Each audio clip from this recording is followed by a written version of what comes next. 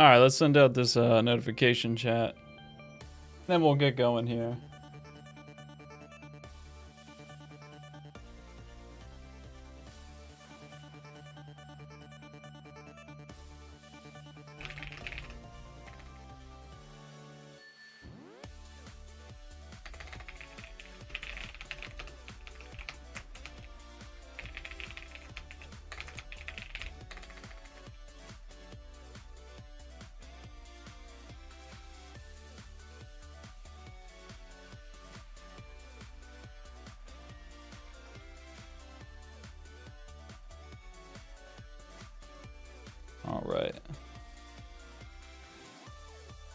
All right, chatters.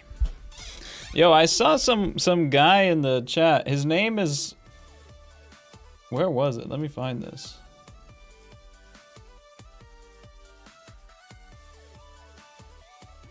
Wait, why isn't it showing up in the chat logs now? I gotta refresh.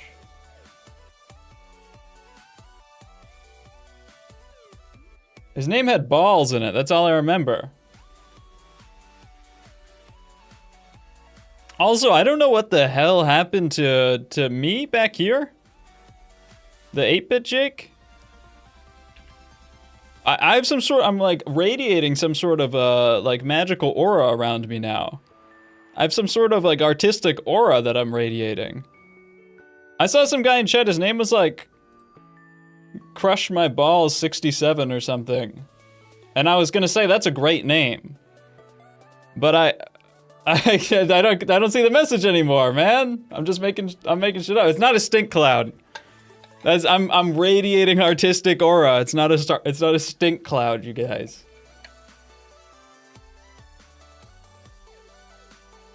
I will not be cutting off. I will not be taking any more submissions. They are cut off. And the reason for that is because we had 67 submissions. And that's been killing lately, guys. I just figured out this whole 67 thing that's been going on online, and that is just funny. It's making me laugh. So we're stopping at 67 submissions, you know.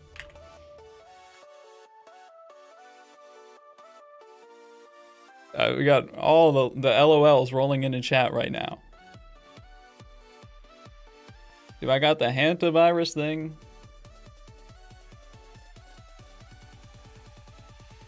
Bring back Crush My Balls 67. I'm missing him in chat. That wasn't his name at all. But it was something about balls, and then it had some numbers after it. You know who you are out there. Oh, Zacked in the Balls 9508. He's back. He only shows up in the stream chat thing on my screen, not in the actual YouTube chat. I must have like banned this guy or something. I don't know. Awesome name, dude. That name is awesome. Zacked in the Balls 9508. That's cool. JDD, I work at a record label. Me and my coworkers love your videos. So if you've ever listened to music on Spotify or Apple Music or whatever, your vids give us strength to push through our job. Believe it or not, I have listened to music before. And now the next time I listen to music, I'm gonna be thinking of you, man. Sound off in chat if you've ever listened to music before. I wonder how many of you guys are out there. Don't ban. I'm not banning you. I don't know why. I don't know why he just doesn't. He only shows up on the screen. Doesn't show up in the YouTube chat. But.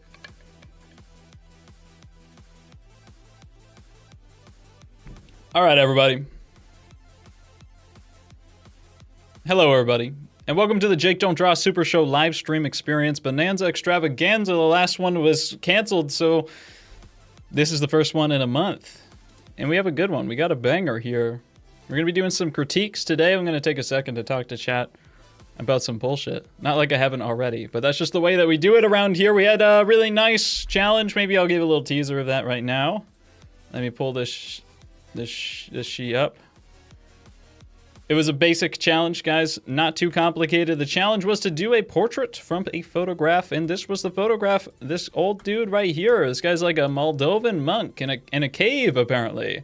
Cave monastery. That's what's up. That's what's up. And why is my face is so small? Hello. And this was a really nice reference photo. Like I said, we have 67 submissions, so that's just kind of the perfect number here. And it's a really nice, it's a nice medium to give a lot of critiques on. You know, there's good stuff happening in the values, good stuff happening in the details, whatever. Let me just say hi to people.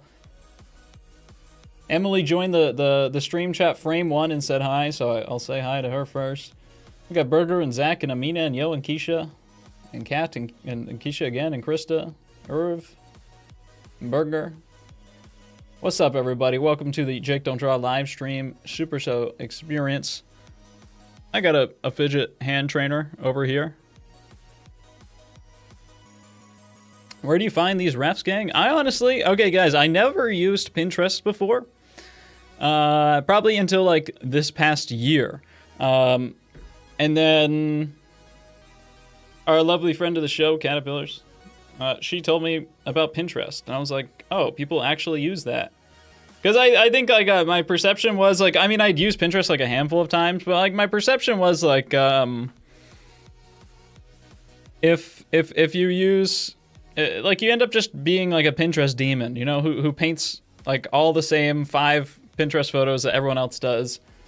When I say never, I mean like I used it a couple times, but I just like never regularly got reference off of it. But I started using it this past year, and there's actually some good references on there, and it's a nice way to find some stuff. But normally when I find a photo on there, I right-click, search Google for this image, and then try to find a higher resolution version of it, because the photos are pretty bad on there. I hate that Pinterest is full of AI. If you go into the settings and you turn AI off, I've had good results with that. Like, there's still AI in there, apparently, that people say, but I really almost never see AI in any of my stuff. So it's cool. Yeah, I found this image on Pinterest. It's from globerovers.com, which if you go to the Discord, link in the description, don't tell me you can't join it or you will get a spot on the bingo. But yeah, you can view the full resolution photo in there. I almost forgot what I was going to say. Happy Mother's Day, everybody. Happy Mother's Day to the wonderful mothers of chat. Please DM me for a personal thank you. We love moms here on the Jake Don't Draw the Super Show experience. I think it depends on what's in your algorithm too. Like mine's mostly just like portrait and figure ref, so I don't see a lot of like AI stuff. But maybe if you're looking at more like art ref, you'll find a lot more AI. You know, speaking on the topic of AI, guys, some shit's been TS-PMOing. It's been pissing me off to the PMO a lot. Dude, I'm not trying to call these people out. I just think this is funny. And I normally don't post a comment expecting me to see it. But someone posted this in my Discord and I found it funny. Well, I did reply to this one before, actually. This shit was making me, this made me a little salty. I got a little mad at this one. On my most recent reel, which was me, doing this reference, this painting. Someone asked, first off, like half of the people in the comments thought that the picture, which is clearly a picture, was a painting, which I guess I could give like a little bit of credit for. Yeah, I got baited. I'm getting one guide. I guess I could give you like a little bit of credit for that. If you think it's a painting, because I frequently work from paintings, so maybe you just assume that it's a painting. But someone asking, what's the name of the reference works as artists? And then someone saying, I think it's AI, which is disappointing. TS, this shit pisses me off, guys. This pisses me off.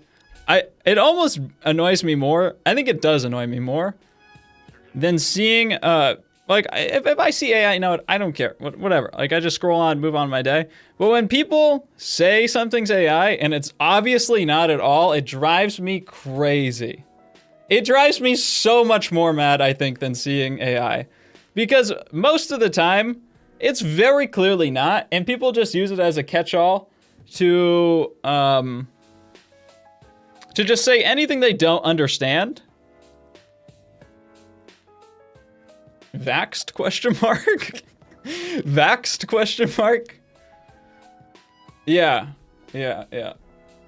Vaccinated, AI loving. That's what it's all about right there. I think it drives me so crazy because I still don't think most of the time it's not that hard to identify AI. It certainly can be. But I think people don't know anything about AI or how it works at all. And people nowadays just say, you know, white boys used to say, this is photoshopped. And now they're just saying, this shit is AI. And photoshopped was way better. You know, saying this is AI is it's just annoying. Vaxxed question mark? That's just like a sick... the next time I'm having a conversation with people, I'm just gonna interrupt them mid-sentence and say, vaxxed? I think that's just a good way to go about life. Could you please add the image I just submitted to the Discord? Discord was down when I finished it, so I forgot. Listen, man, we have 67 submissions already. There's just no more room. It's the funny number. It's a hot meme right now. Everyone is super in on it. I missed the traced callouts. I got one of them today, don't worry. There's always a traced callout. If there is a new art challenge, there is always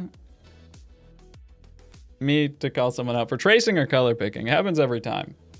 Sometimes I'm just nicer than other days and I don't feel like it, but I don't know, maybe I'm feeling a little bit. I'm feeling a little bit whatever. I'm reading the chat here. Emily, welcome to Artist. Holy moly. Ring. I don't even know if that makes a sound anymore. I think the sound might be broken. Thanks for coming a member. Member of our wonderful stream. You'll definitely get a crit. You were almost certainly already gonna get one. I cut off the submissions at like 105 or whatever. That's when I took them all too. You're pushing 30. You got room for 2 more submissions.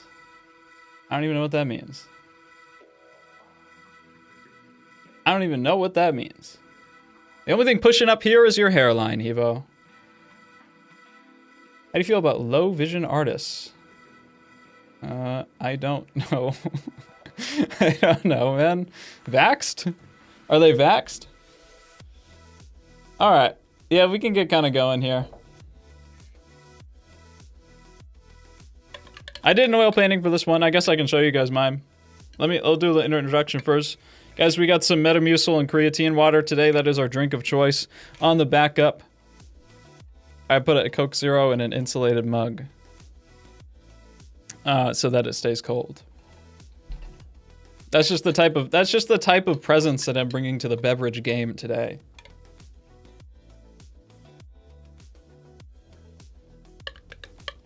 I think low vision artists are great. They're actually some of the greatest ever, maybe.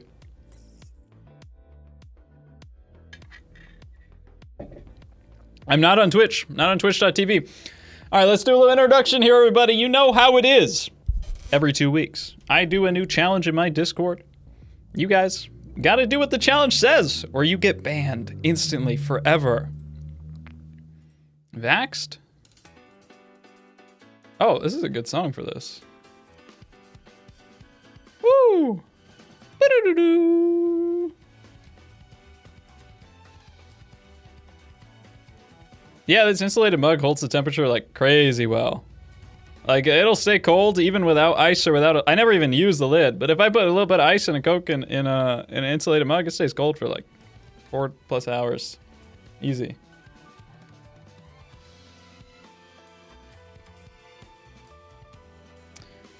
What was I doing? Oh, we were introducing the challenge. I got super distracted. Sorry, I just got vaccinated. I just got re-upped on my vaxes. All right. Yeah, every 2 weeks we do a new challenge in my Discord. You guys know how it is. This one, it was to paint this guy. You know, draw or paint, do whatever the hell you want with it. There's no rules for it. It's just a prompt to get you started making art for the week.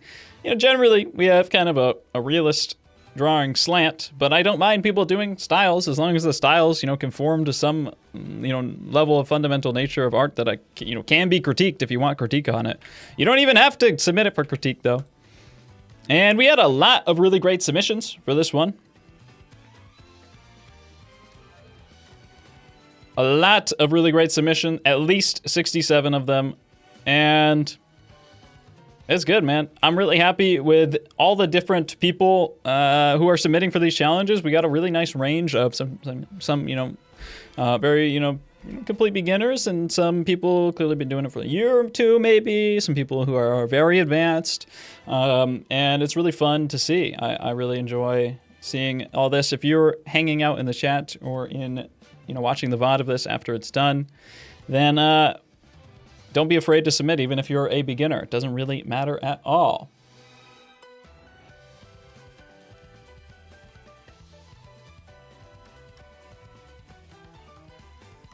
I probably should be putting these challenges on my YouTube announcement posts. I need someone to do that. I need someone to do all the annoying little administrative task things that I can't keep track of for me all the time. But the amount of interconnectedness they would have to have into my schedule and what I'm doing would be, I think, so much work for them to keep up on that it would be better for me. They're all such small tasks that if I were to explain or tell someone to do it for me, then I could have just done it in that amount of time. But there's a lot of them, so it's really hard. I need I need a little gremlin. I need a little minion. Thank our Lord and Savior Chinese John Cena. Xie xie. John Cena. What's Wei Shu Han? John Cena. Schweiger. What's Wei Shu Han? Bing Qiling. Dui Bu Qi. Dui Bu Chui. Yeah, I don't want people to do work for free for me, though. That's the thing. I don't want people to do work for free for me. All right, well, yeah, we can get into this little bit of critiques here. Jake, I haven't started my portrait yet. Do you think I can finish it up quickly and still submit? You absolutely can, but I will not look at it. You guys know when you ask to go to the bathroom in school, you're like, "Can I go to the bathroom?" And you're just like, "Yeah, you can." And they get this smug ass look on their face. It's like they play their trap card and they're just waiting there. And then you get up and they're like, "Where are you going?" That shit will kill you. That's probably the most dangerous trap card for a middle schooler. It's also the most annoying thing ever.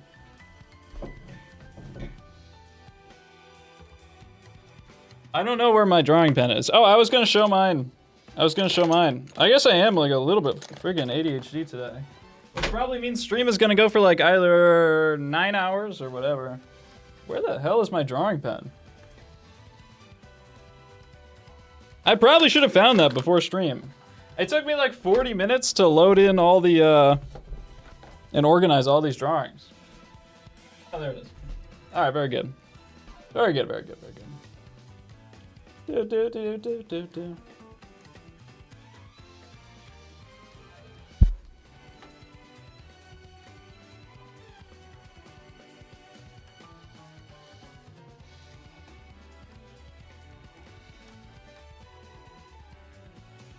All right, let me grab my drawing, guys.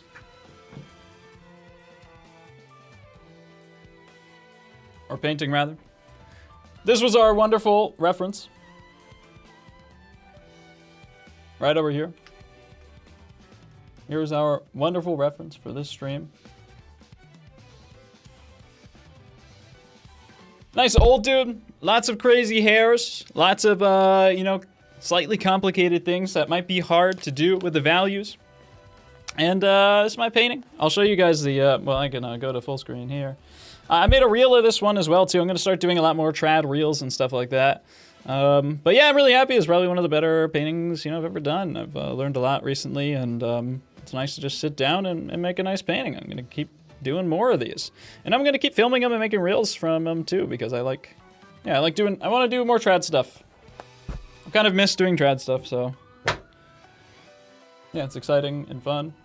And I feel like I have kind of most of the base skills I need to just kind of learn from looking at stuff now. So it's been really exciting to do all sorts of different trad work.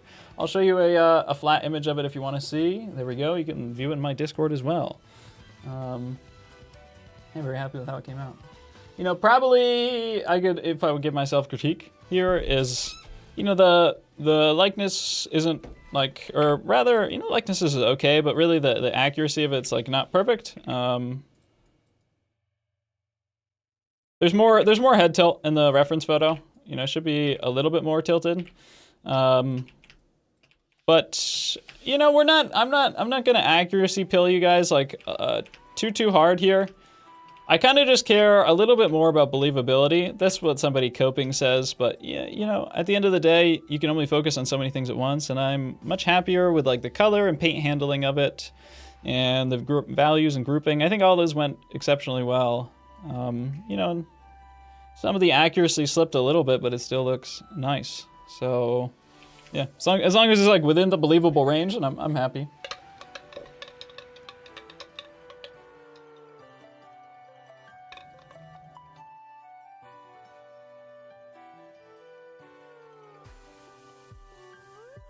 Great painting. I can barely tell that you're vaxxed. Thank you, man. That means a lot to me. That means a lot. I've been really struggling since all the vaccinations. Let's swap the music. Let's swap the music. It's at that time of the stream where we get a little bit relaxed.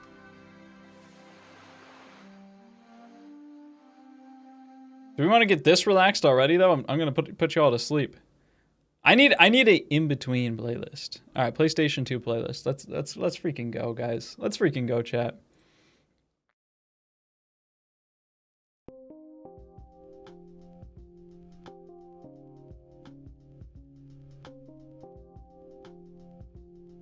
Why is there a hyper-realistic one?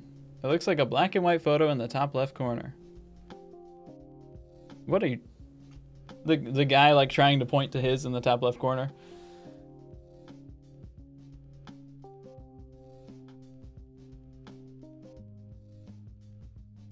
I found the simplifying the hair on the top of the head to be impossible. Yeah, that's really not. That's really what I like about this. There's a lot of complexity in this reference photo, and there's a lot of stuff that I'm going to point out. A lot of really easy beginner mistakes to make on this. So I think it's really nice, and it's nice to do like an old guy. I like doing old guys because there's a lot of form on their faces, right? Like normally their faces are skinnier and sunken in, so you can see the plane changes. Their skin kind of folds and drapes around some of those like features. You get kind of wrinkles and bags in the eyes, so it's very formy. If you're doing like a young woman with very soft features, just, you know, all the anatomy's there, but everything is so smooth and tight that it's really hard to actually, you know, all the value shifts and plane shifts are very subtle, very soft, extremely unified. You get a lot more contrast doing one like this. A little bit easier, but also presents a lot of its own problems too. I love doing some old guys.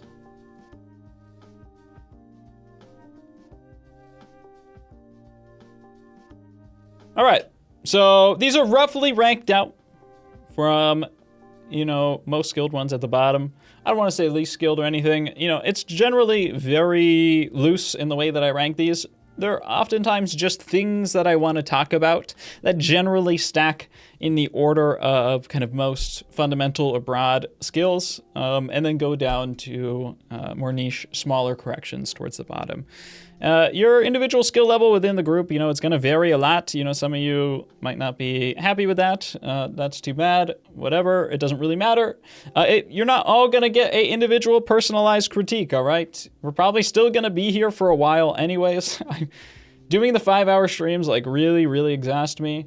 And I'm going to try not to do a 5-hour stream because I don't think anyone gets a lot of benefit out of it. I just start talking sometimes and I can't stop about this type of stuff. But really, you know, You're not all going to get a personalized critique, but the idea is if you're getting critiques, or if the people in your row is getting a critique, then it's stuff that's going to roughly map on, and you're going to learn a lot along the way. We also don't have multiple reference photos here, so that makes it a lot easier. I think next challenge will probably be a female figure drawing.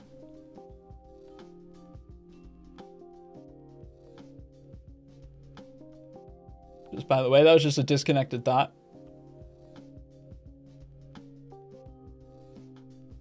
Turns out mixing colors is hard, yeah. Hatsune Miku challenge. Sure. Put them in the swamp.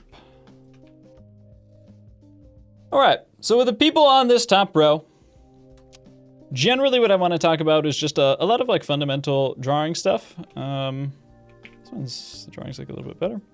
It's generally a lot of fundamental drawing stuff for the most part. It's hard to tell because of the angle that this one's at. How to approach a drawing, how to get the right proportions, how to think about composing the space, thinking about the basic ideas of form. So let's talk about that type of stuff for a little bit over here. And we'll just work through this as we go. Let me lock this layer here so that I don't mess it up. There we go. Okay.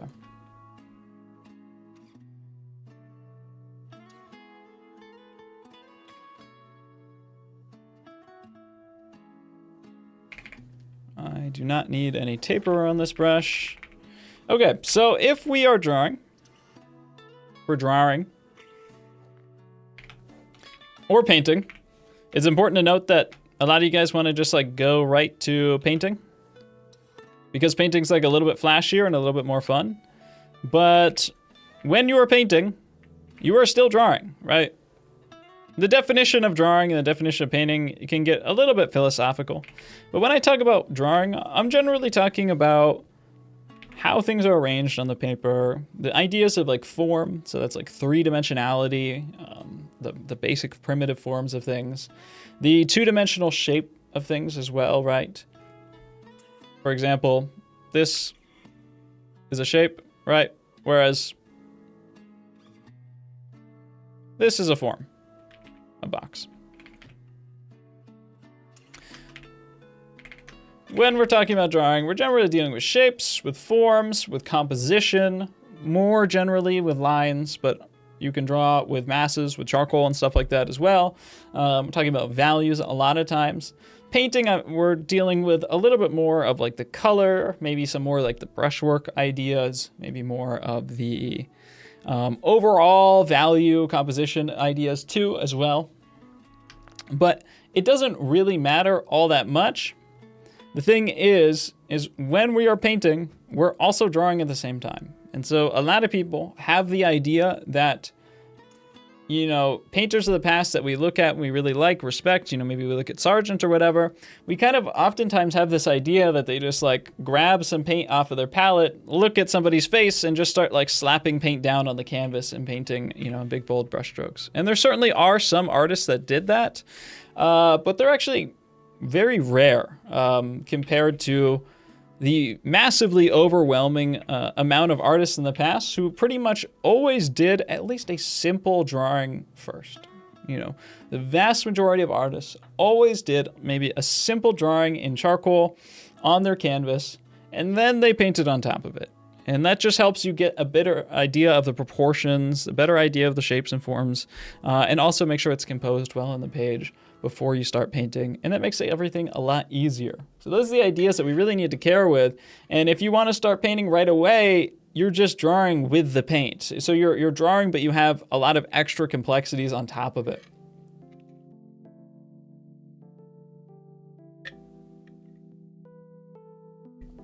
You know,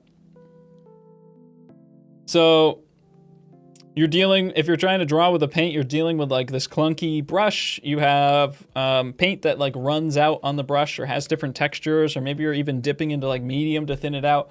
It's way too much stuff to care about at the same time, unless you're already like really, really experienced. So like, yeah, Sargent did paint without an underdrawing. I would say not always. I'd say probably most of the time he probably did an underdrawing. But he certainly could paint without an underdrawing. But the thing is,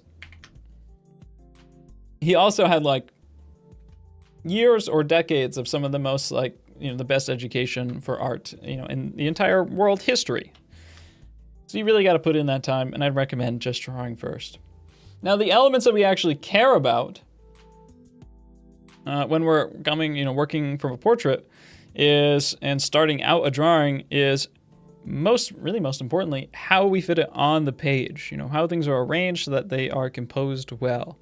And that helps out a lot of the things lower down on the totem pole or higher up on the totem pole, less fundamental things as we go down, right? So, you can have exceptional good three-dimensional qualities to your drawing. Maybe you're like really good at the Loomis method or whatever, and you're doing all this, but then like it's awkwardly placed off to one side. It's not good, right?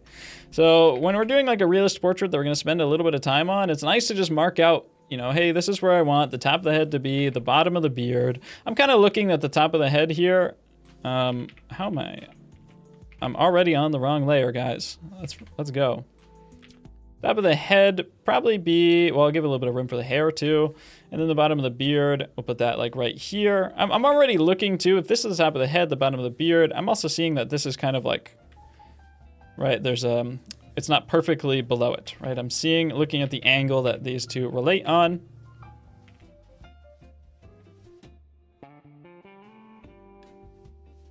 And then I'm thinking about, hey, where's the left side of it gonna be and where's the right side of it gonna be? All right, so those are the big ideas that we care about when we start out. And there's a million different ways that we could go about this stuff. In general, a nice way to start is to think about trying to enclose the outside in big straight lines like this. It's not everything, but it's certainly a nice way to start. Boom, boom, boom. And from the top of the head down here, that's about where the beard started. We looked earlier. That's a plumb line. So if we look, what is straight up and down from something? Top of the head, go straight down from that. It should bring us to the corner of the beard here. All right, so that's where we know the corner of the beard here is gonna be. I'm looking at the angle that connects over to here. It's not totally flat. There's a slight upward tilt to it. And here's our beard coming out on the other side. So now we got like actually, from some very basic measurements. It's not really that hard, but it does take practice and it takes time and patience to do. And when you do it, it's gonna be a hell of a lot worse because I've probably done it 1,000 times more than you. But now we have like a nicely composed drawing on the page. And that's really important. Oftentimes when I'm looking at a lot of beginner works, oftentimes they like crop the photo in so I can't tell, or they're really used to using like Liquify on the iPad or something like that. I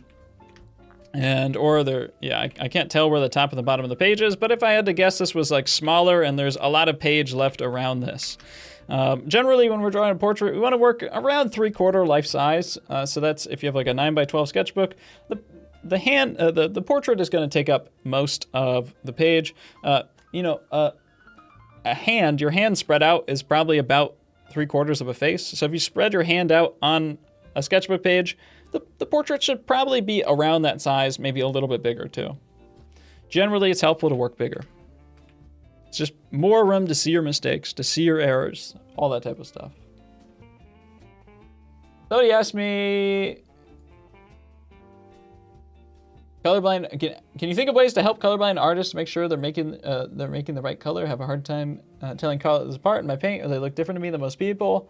I mean, there's a lot of different types of colorblindness, and I'm also not colorblind, so it's a little hard for me to give advice. Generally the advice given is that like it doesn't matter that much, because what creates the feeling of form is generally values. Making sure that the levels of light and darkness are correct, and that creates a feeling of form. You can pretty much do whatever you want with color, and as long as the values are super good, they'll be locked in. So you just pay attention to making sure everything is grouped really well and within the values. I'm going to talk about that, around this stage a lot, so we're not quite there yet.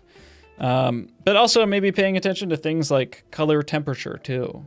You might not be able to tell specifically what colors look like, but maybe if you can tell that something is warmer or colder, that might be a good way to do it.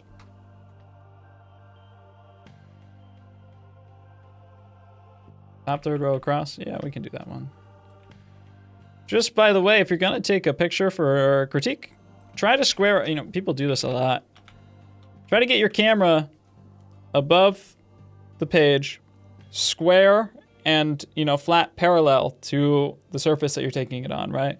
Because we're looking at this kind of at an angle, looking in on it, and that's going to skew things to look, everything is, instead of this page being rectangular, it causes the bottom edge to get skewed out like this. Let's try to square up your camera when you take photos. The composition here is nice, actually. This one is well composed on the page. So that's good. That's those nice big first steps. And now, the next steps that we would want to think about, and I think, in general, the rough angles of everything are blocked out pretty well.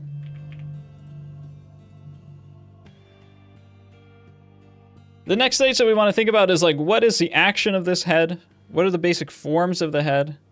And how can we convey that?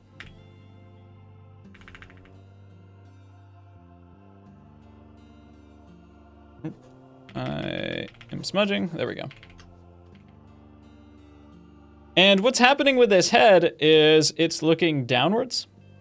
And there's not really too much tilt to the head. It's actually pretty flat. Maybe it's tilting upwards this, like a minor amount, but it's actually pretty flat if you zoom in on it and look closely at it.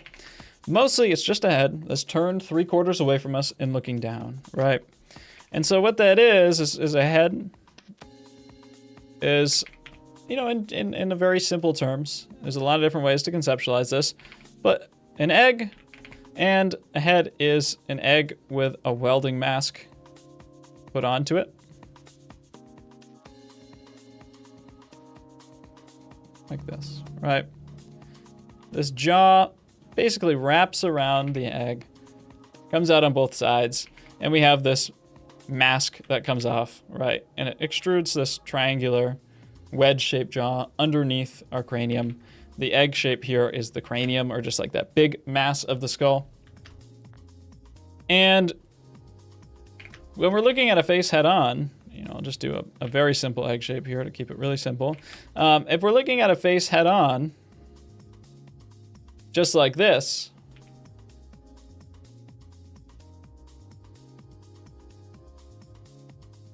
the center line goes straight down the center, right? Because that just makes sense. We're looking at it flat, we're looking at it straight on. The center line of something is going to split it in half, because that's what a center line is. It's something that goes down the middle of something. The thing is when we turn that head 3/4 to the side and we get, this, we'd see a little bit of the back of the head poking out.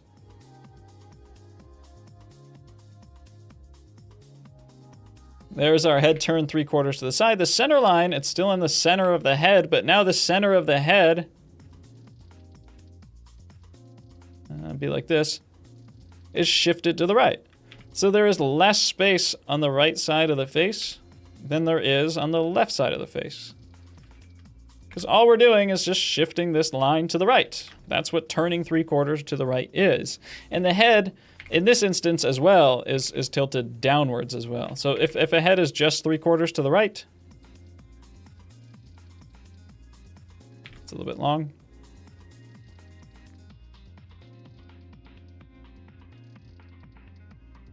You might get something like this. This head is looking flat.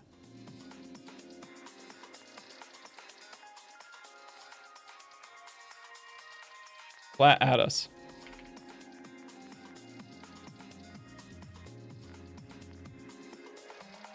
Right. But if we tilt this line downwards, just like we have here, then the head begins to look down. So that's what we have here, right? We have this big cranium mass. This is just the skull. And then the center line, which the skull is actually a little bit wider, like this. The center line is off center. There we go. Drawing a bit too fast. Maybe I'll make this a little bit brighter so you guys can see a bit easier. Sorry to the one person who's red-green colorblind. I was just talking about it in chat. You can't see anything right now. I'll make it brighter.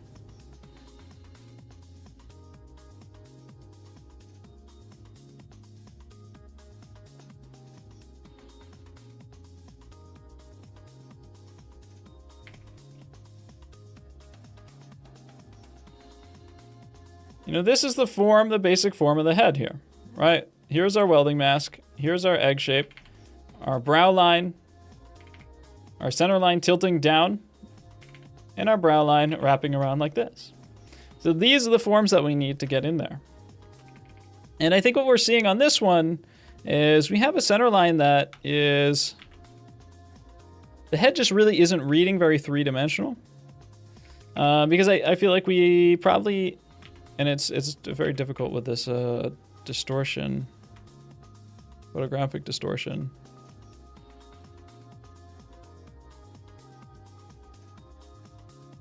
Probably looks something more like this. We don't get that feeling that we are looking downwards. Right? And it's difficult to fix on that one, so I'm just going to do it here. Our center line, a little bit in from the side of the face. We gotta go a little bit inwards for the center line. And then we're coming down and tilting a little bit to the left, right? And that center line continues up and wraps around the top of the head. So that's where we want to be for that. And then the next thing that we want to pay attention to are the thirds of the face, right? And they don't actually have to align perfect thirds. They're just 3 sections of the face.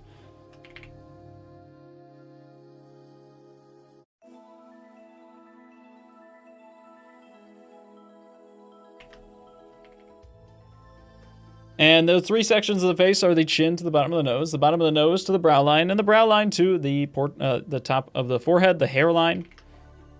So he doesn't have, you know, that great of a hairline, sorry to this guy. But we can very clearly see where this forehead is and where that hair would originate before it turns back. You know, the forehead is tilted this direction and the rest of the head is tilts back and wraps around. So this is that forehead mass, and then that next third of the face is right here, and then the bottom third of the face in right here. Bottom of the nose, the bottom of the chin.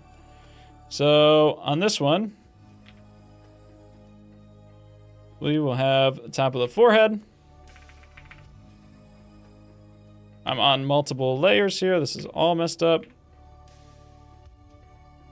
Is all of this on the wrong? What is even on this layer? I just made a new layer for no reason. All right, let me drag it up.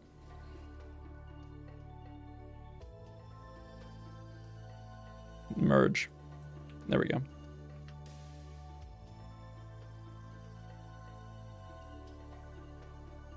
And then the brow line.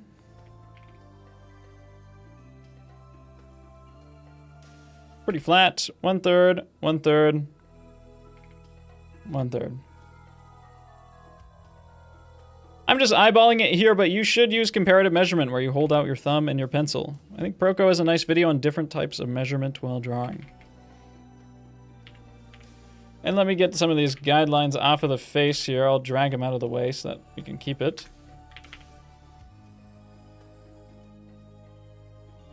And then these are the big planes, the big masses of the face, right? We have the front of the face, which is kind of all one big segment.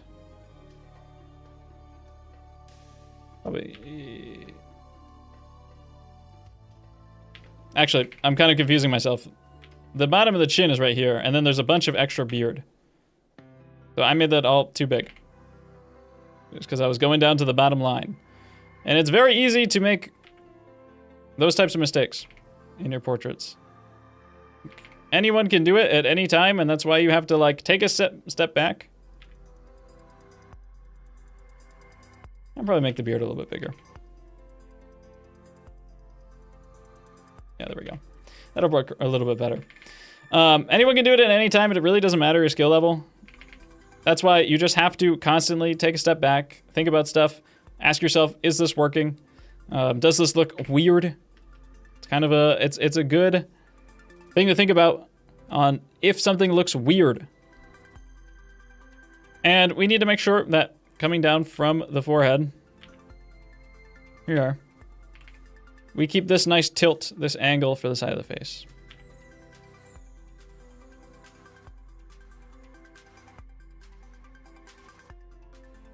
Boom, boom. And this is generally where the head is going to be in. We can use shapes to guide ourselves. He's got like all of these like very characteristic big beard shapes that are really easy to see. So typically, you know, I don't want to go super all in on like constructing everything into a bunch of planes because it can get really complicated and really stiff too quickly. So, you know, now I can just kind of find these big shapes, right? It's okay to use shapes. It's okay to use construction. There is no right or wrong answer. They're just different tools that you have in your tool belt in order to accomplish the same goal. There are no rules, only tools. It's a Glenn Villepeu quote. And also, these masses of hair like carry into each other at this angle very well. All right, that makes sense. That looks good. Yeah, it's maybe like a little wide on this side too. I'm gonna bring it in just a touch more. Just a touch more.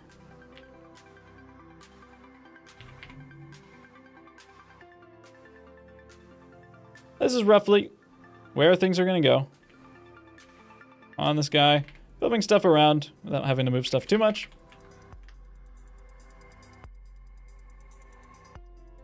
And we want to make sure that there's like a lot of alignment on these masses too, right? So when we look at this guy's face, if someone's like tilting their head,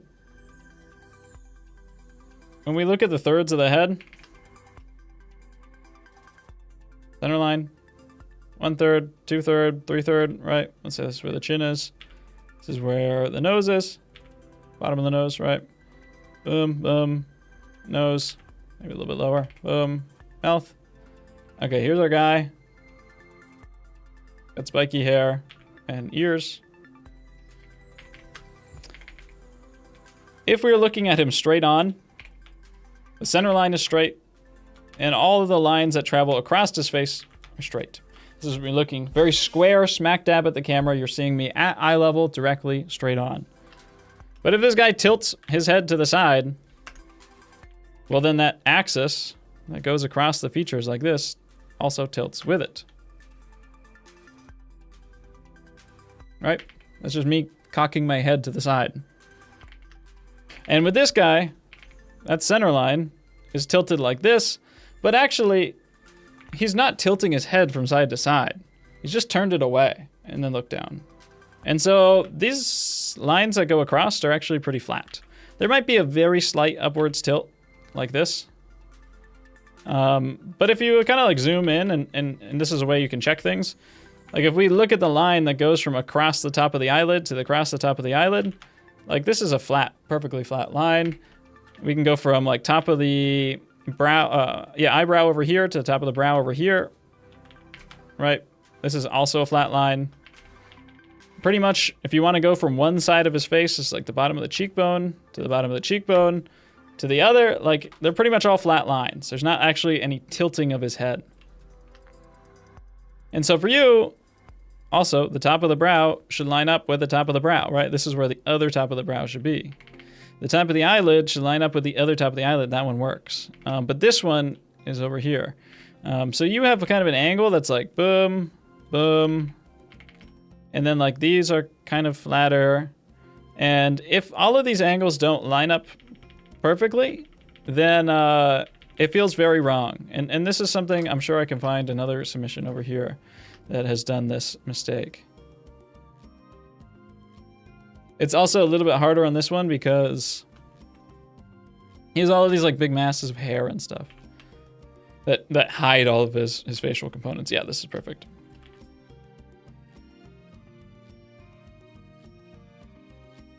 You're getting hidden. Goodbye.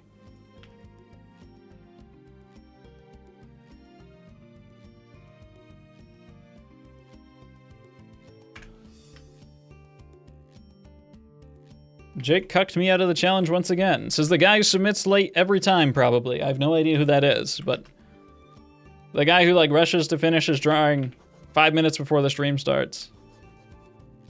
Even though there's 2 weeks every single time, if not 3 or 4 weeks sometimes, frequently.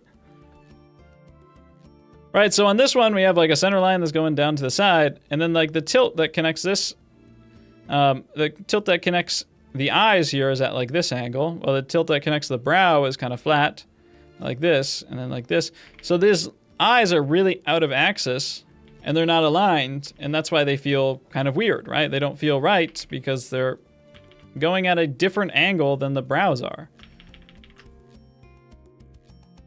If I put my eyes in like this, right, and then my brows in like this, it just feels flat. It feels two-dimensional because that's just, it's not how things work. Everything has to be consistent when traveling from one side to the other. And so when we look at like pretty much all of these, there's normally like some like pretty big drawing issues on these, right? Here we just need to account for the big shapes of the hair. We have a lot of face here, but if we compare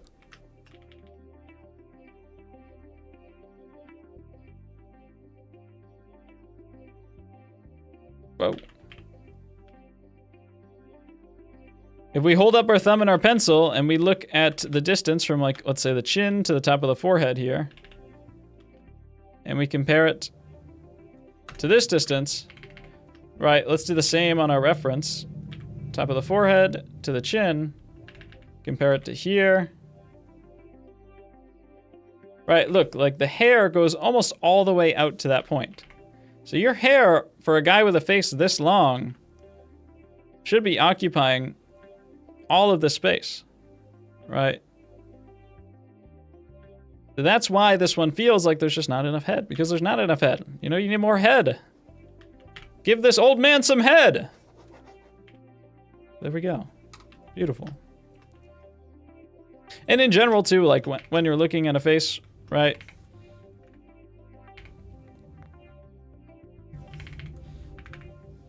If you're looking at something from the profile view, you have the cranium, you have the jaw.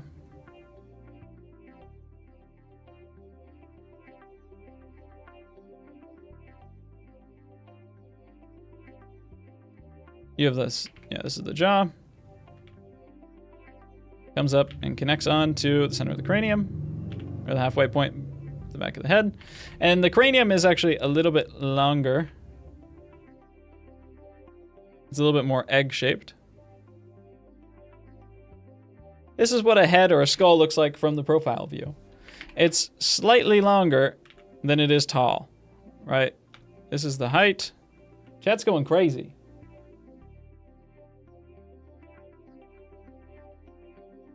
More head noted.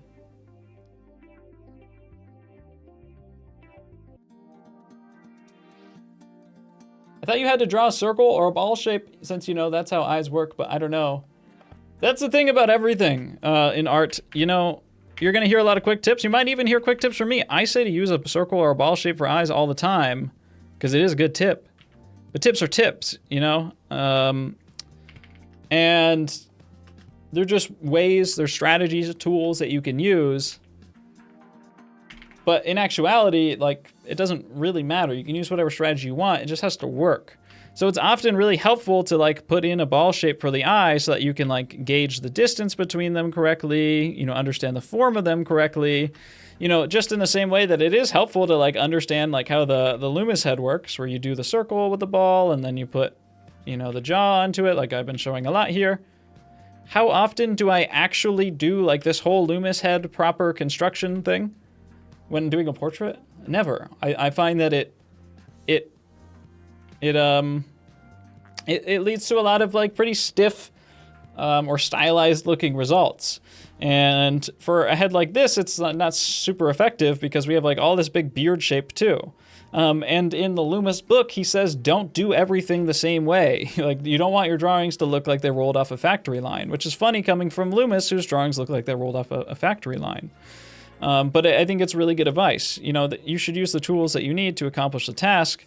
And so you don't have to do anything in any particular way.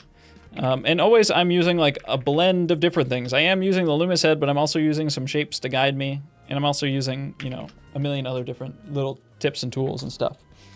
The one proportional guide that I wanted to show you guys is generally for the head.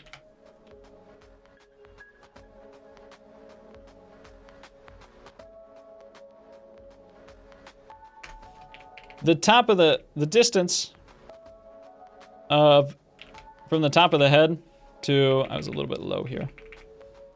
I'm on the wrong layer.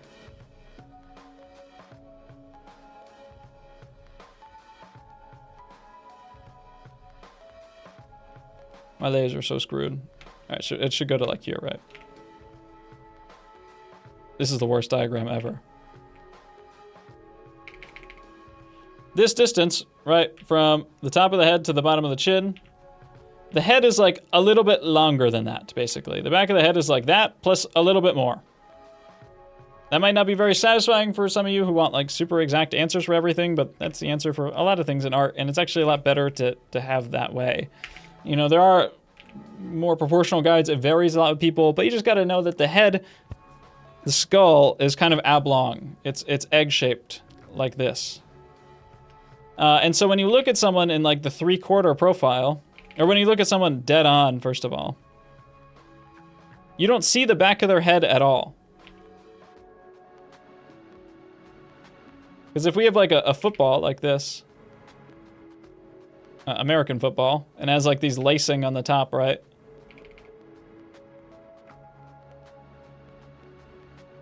Kind of like cone shaped, right? Like this. When you look at a football and then you turn it to the front side and you look straight down the barrel of it, it just looks like this, right? It doesn't give you any information on how long it is because you're looking straight down it. So when you're looking at a head straight on, there's no information on how wide or long their head might be. This guy might have a mile long back of his head. We don't know because we're looking at him head on.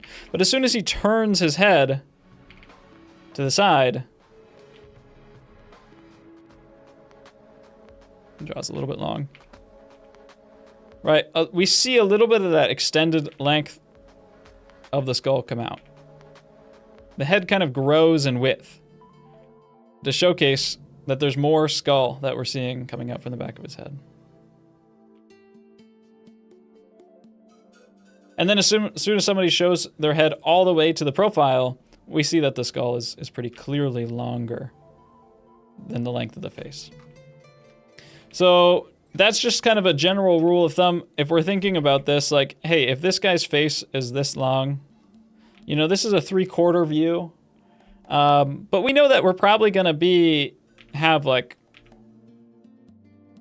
you know, if this guy's head was in profile, like it would be this long, but it's in like a 3/4 view. So it's, you know, probably going to be, I don't know, 3/4 of that. That's not really like how perspective works, but it's good enough. The width of this guy's head is probably going to be more like this size, right? Plus on top of that, the beard.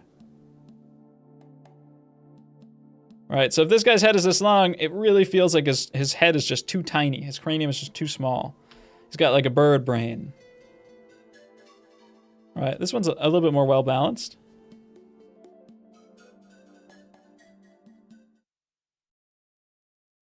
This one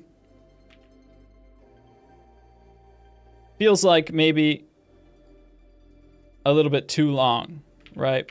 Or there's just kind of, the brow needs to come up. All right.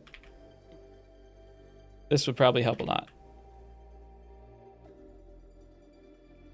And probably, you know, like a slightly harsher angle coming in here. And then there are some value stuff in these three that are important.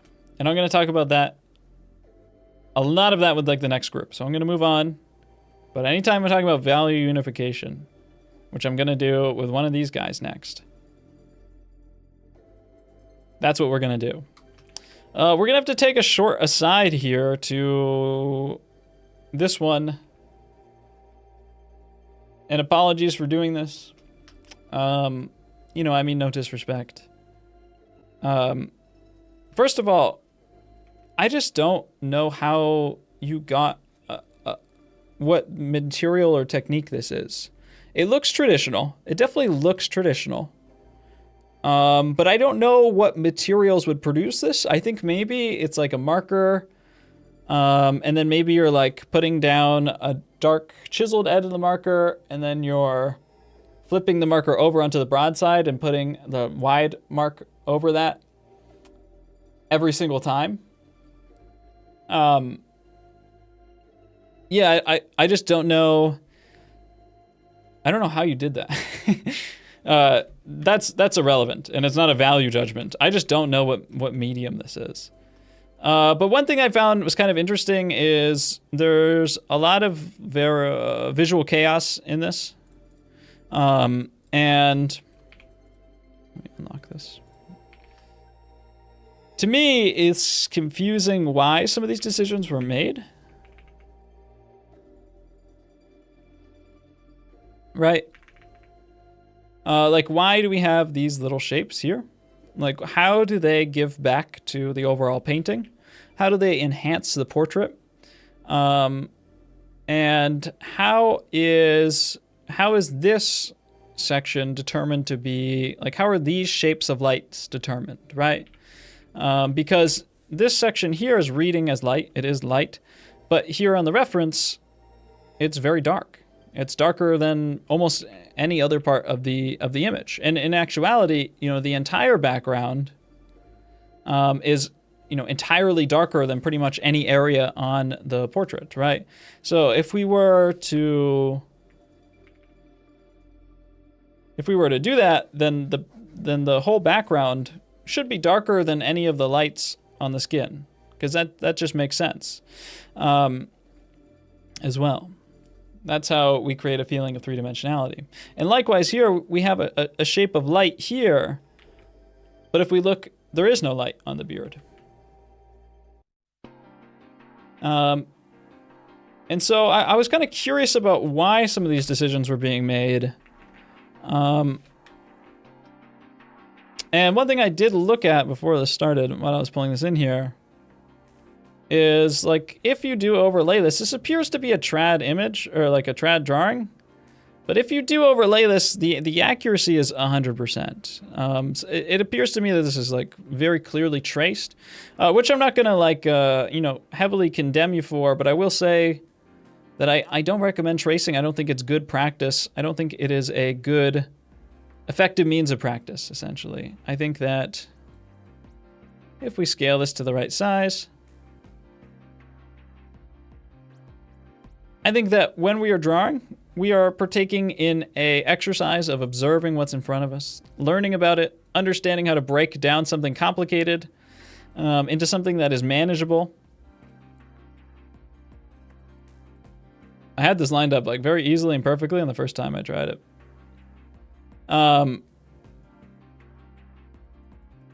And when we trace stuff, we are taking a lot of that out of it. We're kind of removing a lot of the challenge. We're removing a lot of like the decision making of stuff. And we're removing like a lot of like what the purpose of drawing is, right? So like the purpose of drawing isn't to create something that is like as perfectly accurate as possible, to match all of the angles exactly, just like this. Because when you look at artists in the past, there's very, very few examples of artists before the camera tracing, right? They had the ability to trace, and they sometimes did trace to like transfer things from paper to paper. But it's very rare that like an artist, could have, gotten a sheet of glass or something, or made some sort of primitive light box or something like that, and used it as a method to trace their sitter. But the purpose of drawing was to make images that conveyed kind of the person's, not just their photographic qualities, but also who they are as a person. What is their essence? Like what characteristic traits do they have? What sort of emotions are they expressing and experiencing? And you can't cover that just by matching all the angles perfectly, right? You could like use a set of like calipers that you hold and transfer all the measurements off of your drawing perfectly. I see people do this all the time, especially within like the academic world, and they get all the angles and distances exactly correct, and the drawing looks like, the drawing looks like this, and it's like technically correct, but it has like no soul. It has no like feeling of like a contemplative monk, in a cave next to his icons, who has these maybe like sad, melancholic feeling, right? Who maybe has this, sort of strong, like godly light, and he's kind of looking upwards. Maybe he's he's holding his head down in reverence, but he's slightly looking upwards. You can get everything you want technically correct, but it doesn't really make the drawing good at all. Maybe it just makes it more like impressive looking to like people who don't know that much about drawing, like your parents or something like that. So that's why I don't think tracing is very good practice. What do you think about tracing or using a projector for commissions or personal art pieces that are not studies? I think that's fine. If I were to do a commission from a photo, and it's just some random person's, fuck-ass kid that I don't care about, and I just need to do a commission, and I need it to look like the kid as accurately as possible, because, that's an important part. And it's not really like a highly creative commission where they want me to change a bunch of stuff. They're just like, hey, paint this photo. I would probably use some sort of tracing or projecting or something just to jot down, the quick measurements and notes about the drawing before doing it. But for a study where we're trying to learn, where we're trying to get better, where we're trying to extract some sort of information from the photo, maybe we're learning about lighting, maybe we're learning about form, maybe we're learning about proportion, tracing kind of is counterintuitive to all of those goals.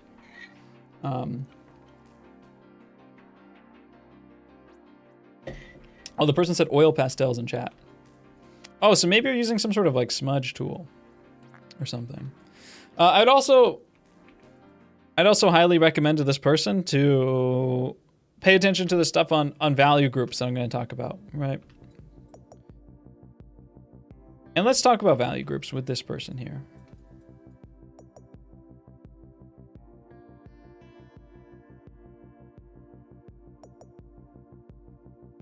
I'd rather see I just said the word bad, and now I'm going to say this one. So sorry to the person who did this. I don't, no offense. I'd rather see a drawing with incorrect proportions that's not traced. And as somebody, learning and trying to extract information out of this stuff and maybe failing miserably, which I'm not saying about this person, I'm just saying in general, then somebody who traced it and tried to make it look exact as possible, but didn't really challenge himself or try to learn anything. Because that's what we're here for. That's the point of a study. Isn't tracing kind of cheating? I mean, cheating is like, it just depends on what your goals are.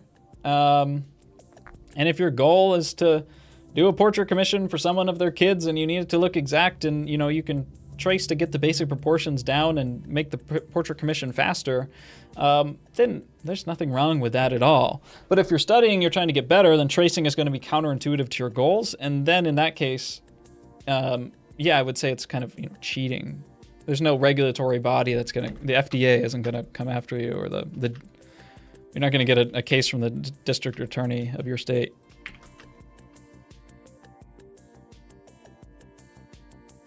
What's on layer 69? I have no idea. I'm merging them.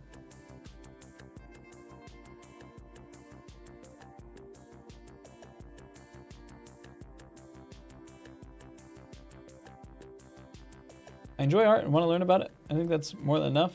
I do it every day, but I'm not good, and I feel like I'm not bad either. That person might not even be talking to me. I'm reading chat. All right, very good. Very good.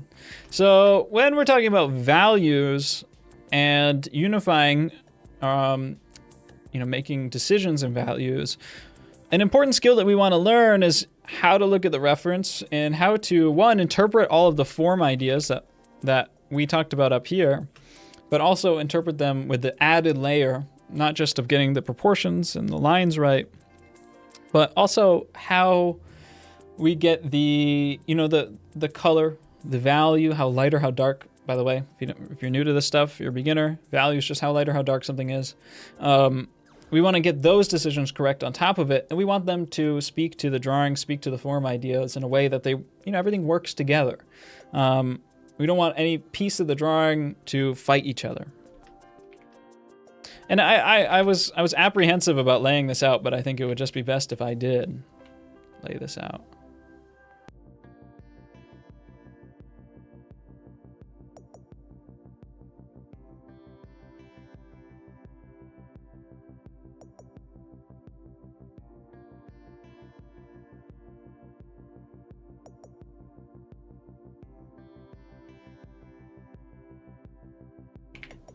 Well, I don't know why I'm segmenting this already. This is kind of my idea of values, fundamentals of art. Everyone has their different take on this, but in my opinion, the most fundamental thing of any piece of artwork is the abstract. And by the abstract, I am talking about kind of qualities that are very hard to define, and that's composition mostly, how things are arranged on the page. So when I'm talking about fitting, stuff within the top and the bottom of the page and centering it, I'm talking about the abstract. And then on top of that, the next most important thing is, I'll do it in print, not cursive, form. Form, three-dimensional qualities of things, right? How things are three-dimensional. And then value, or, we could say light. Let's say value here, because then I'm going to separate color out from this. Value, how the lights are hitting it, right? Interacting with the form. If we just have a well-composed box floating in space with no light hitting it, you can't see it. It's all black. There's no light hitting it, so, it exists. You can close your eyes and feel things, but you can't draw something that doesn't have light hitting it. Unless you're drawing... Yeah, no, you can't draw something that has no light hitting it. It's black, unless you want to just, cover your paper in charcoal. And on top of this is color. Color is kind of the least most important thing. We want to focus and get these things right. We want to focus and then get these things right, and then get these things right, and these things right. And as we get better art and more capable, we develop the ability to handle all of these things even at the same time. Although there's always some level of kind of procedure that we want to put into things to make sure that we're, checking the right boxes as we go and not making a drastic mistake. The nice thing about, drawing is that it's always just hard enough that you can always fuck up horribly and ruin the drawing. Like, no matter how good you are, if you don't do your due diligence, maybe your mess up is way better than a complete beginner, but you can always mess up the alignment of the face and just really have a hard time, and maybe even have to restart later on if you don't take your time and think about stuff clearly. And that makes drawing fun and exciting, actually.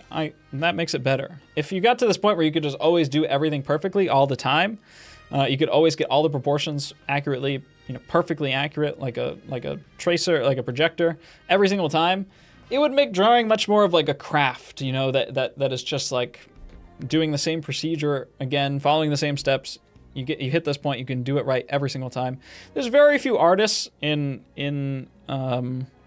their careers that have been like super accurate machines their entire life. Honestly, most artists are kind of always shooting for those things for like a period of their life, and then as they get older, more experienced, maybe they move on to like other qualities. They might move on to like more gestural images or more interesting colors or more, and their other proportions, accuracy, that type of stuff might slip or become looser as they get older.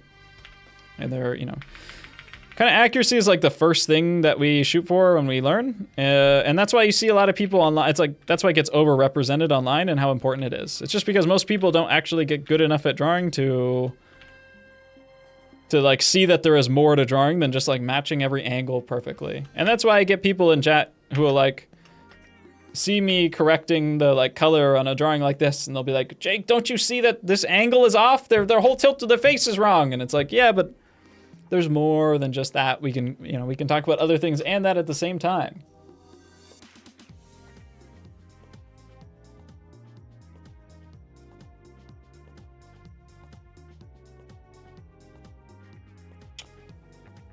I'm just not a fan of tracing as a way to break down references. In almost all cases, I think the only instance where I've gotten benefit out of doing that, if you like to do it, then just ignore me. That's fine. You can just do that with any of my advice. I think the only instance in which I'm, you know, I can make my camera bigger. Yeah. I think the only instance in which I'm like, I've found tracing to be useful is drawing over like a figure photo and like identifying where different muscles are. I think that can be helpful when you're learning anatomy sometimes. Otherwise, I don't think tracing is super helpful. And I think there's a lot of people out there that say like, yeah, I trace, but I don't, it's not a crutch. You know, and then they're like, kind of, it's definitely a crutch. You know, but maybe you find everyone has different goals in art, and not everyone's goal is to become like a super, super strong realist artist. Okay. So, let's talk about this. We have a face. We talked about where the center line goes, where the jaw goes.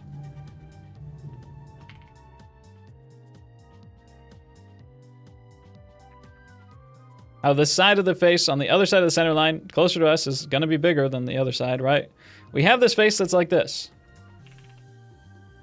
I'm gonna make this head a little bit bigger.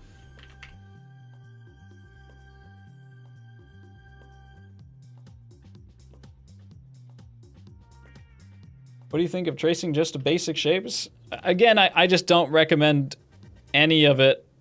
I don't see it as a necessary component to learn. I'm also the same way with like sight size, like where people draw at the exact same scale as their reference and they line it up right next to the reference and then they transfer things over vertically or walk back to a point in the room and check things at the exact same, so everything lines up perfectly. You know, there's a lot of people, there's a lot of academies out there that swear by it, that think it's the best way to draw, that, you know, or the best way to learn. I also don't think that it's necessary, and I think it just creates some bad habits that I don't like to see. And so I don't like that. You know, there's people who do. But in my opinion, I wouldn't recommend pretty much any form of tracing for people. It's never been something that I found a place for in teaching. How are we supposed to get it right then? You know, I'm sorry to tell you this, but through a lot of practice and comparative measurements, checking angles, holding up your pencil, using your thumb, you know, comparative measurement. It takes, guys, I don't like to say this very often because we live in a world in which you can get really good at a lot of things really quickly. And there are people out there who have improved a lot in drawing in like 6 months or a year. There's that guy on TikTok, well, he's on TikTok too, but Reels, Artformity, who's like mostly does anime style stuff. He's improved a lot in the past year and he's done good practice. I think he has taken lessons and stuff. I think he does meet with Pluvium and stuff. So he has good teachers. I think that's really important to getting, improving fast and doing targeted studies.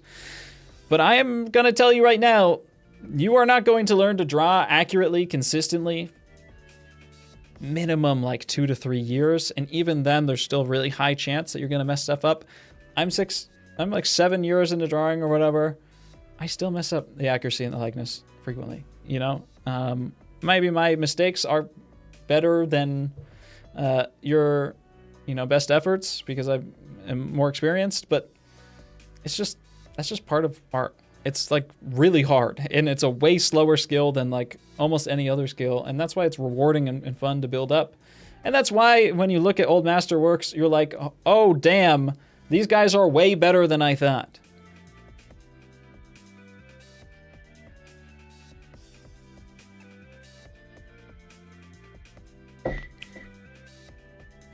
"3 years in and I suck." Yeah, pretty much. It takes a long time. If you want to do like narrative painting with like multiple figures and environments and like, you know, complex paintings, I'm going to be honest with you guys. We're talking 10 to 15 years before you're like, of like really good, consistent hard work before you're pumping out like good narrative paintings. You can do stuff before then the whole time, and you can make great stuff, impressive stuff. And you're going to make really good narrative paintings after like 6 years. You know, like the Repin schools, or like all the Russian schools, there's a 6-year program, and after like 6 years, they're pumping out really good stuff. But almost all of those people going to the Repin school, all of the people going to the Repin school probably have at least 3 years, 2 years of prep school before that. So maybe like 8 years you can pump out like good narrative paintings. at best. You know, that's like optimal line. Most of us don't live in an optimal line, me included. Okay, let's talk about form ideas, right? These are the big plane changes of the face. And planes are important. It's important to break things down into big, simplified group. It's important to break things into big, simplified groups because it allows us to see how the light is hitting something. It allows us to understand what we're looking at. And it allows us to paint simply as well, because if we try to paint all the complicated details, it was going to be impossible. One more thought. I don't mean to dismay any of you when I say 10 to 15 years. You can make and improve really fast and make really good stuff very quickly. The only reason I say that is because people don't understand how deep this stuff goes and how much skill it takes to pull off a lot of complicated stuff. And that as you improve more, you are going to find people on Instagram that you will follow and you'll be like, this guy is the greatest artist of all time. He is so good. And then if you keep improving, like 2 years later, you'll find his art again. And you'll be like, oh man, I didn't understand anything that I was looking at back then. I'm now seeing all these mistakes. I'm unfollowing this guy, you know, and you'll see that over and over and over and over again. And you'll, as you, develop more experience and as you get better, and especially, when I'm talking about like years, I'm normally talking about like taking classes and, actively practicing frequently. You don't have to be every day. It just takes time. It takes time and is really deep, but don't let that dismay you. We break things down into simplified forms because it helps allow us to analyze and see what we are looking at. And, with this guy's face, I guess we could just do it directly on there.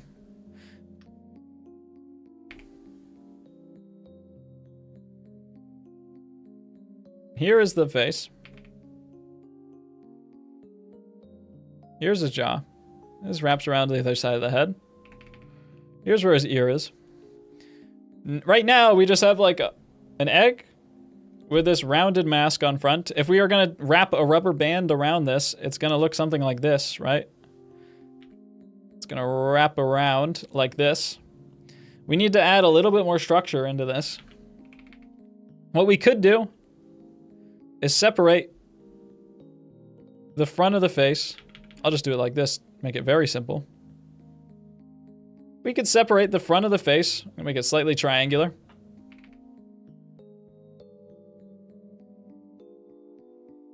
Yeah, we're just turning this head into like a box, basically. Like this, right? So we have like a front and a side. And this is actually like, even though we've only added, 2 planes or 3 planes or whatever, we've actually gotten like a lot of good info out of this, right? Like we have this front of the face, which is in shadow. And we have the side of the face, which is in light. And we have the top of the head, which is in the midtone. So like these are the big ideas that we need to hit. Now, if we want to get like a little bit deeper into this, right? That's not quite enough planes to satisfy. If you submit a drawing that's just 3 planes, I'm not gonna have much to critique. You best be nailing those planes, making sure all your angles are perfectly correct. But if we want to get a little bit more into this, right? We have the forehead, right? Thirds of the face. And inside of the forehead, at the brow line, we pull inwards and we create this visor-shaped slot for where our eyes go. The cheekbone pushes out a little bit here.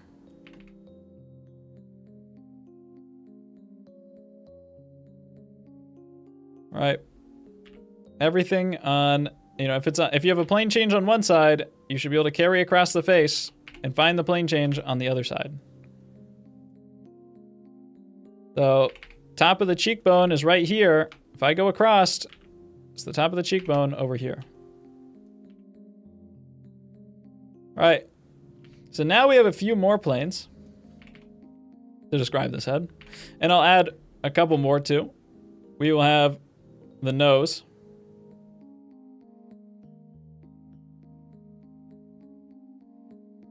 Just like this. And the mouth is like a muzzle shape. We can think of the mouth like an egg just for now. So now if we pull that off to the side, and let me...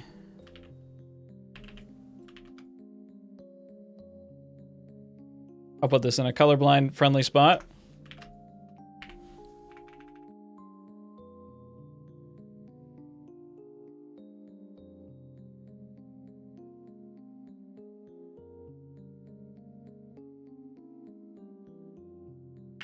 We have the front of the head, right? We already said that the plane's facing the frontwards facing. Well, actually, let me just say real quick. The light source is clearly coming from the left side. Everything facing left is getting the brightest light. Everything that is transitioning away is getting a midtone. And everything that's facing right is getting a shadow tone. Very, very, very simply, right?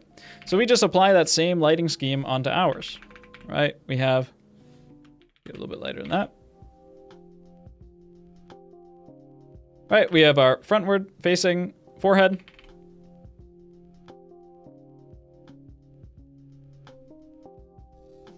Right, we have our side facing side of the head. And we have a transition between the two. Just like this, right? Boom, boom, boom, boom. And side of the head as well. All right, this side of the nose is also facing to the side, so it gets the light source, just the same.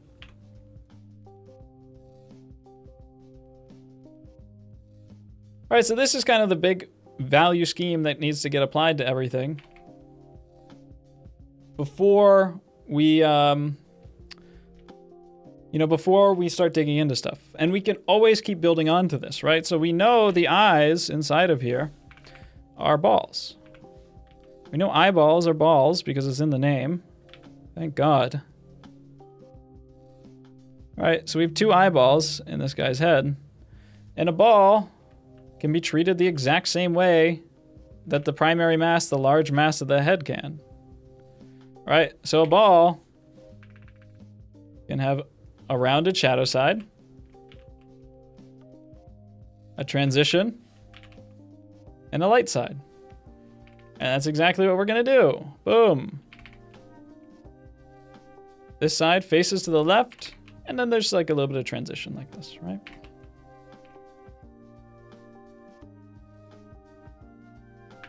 And look at this. All of a sudden, we don't have the actual, beard on there, but the beard can be treated the same way as well. So with this one, you did actually put down the three tones, just like this, 2, 2, 2, midtone, 2, 2, 2, and then your shadow, but they actually really don't make sense according to the model, right? They don't make sense for what we're actually seeing. So this shadow, it looks like it comes a little bit past the center line, kind of into this next brow area. Let's put that in there. And this right side, the eye is that ball. You're kind of forgetting that the eye is a ball and the eye is a socket. So we actually have shadow inside of here. And that shadow kind of carries down a little bit too towards the cheekbone. And then this midtone is very light. It's the midtone is actually like the same brightness, or like in some spots somehow brighter than the highlight. So in reality, like this midtone here is actually very close to the shadow tone.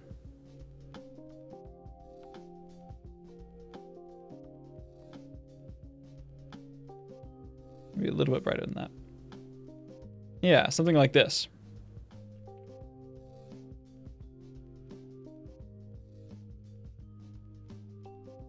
And let's just unify this stuff together here.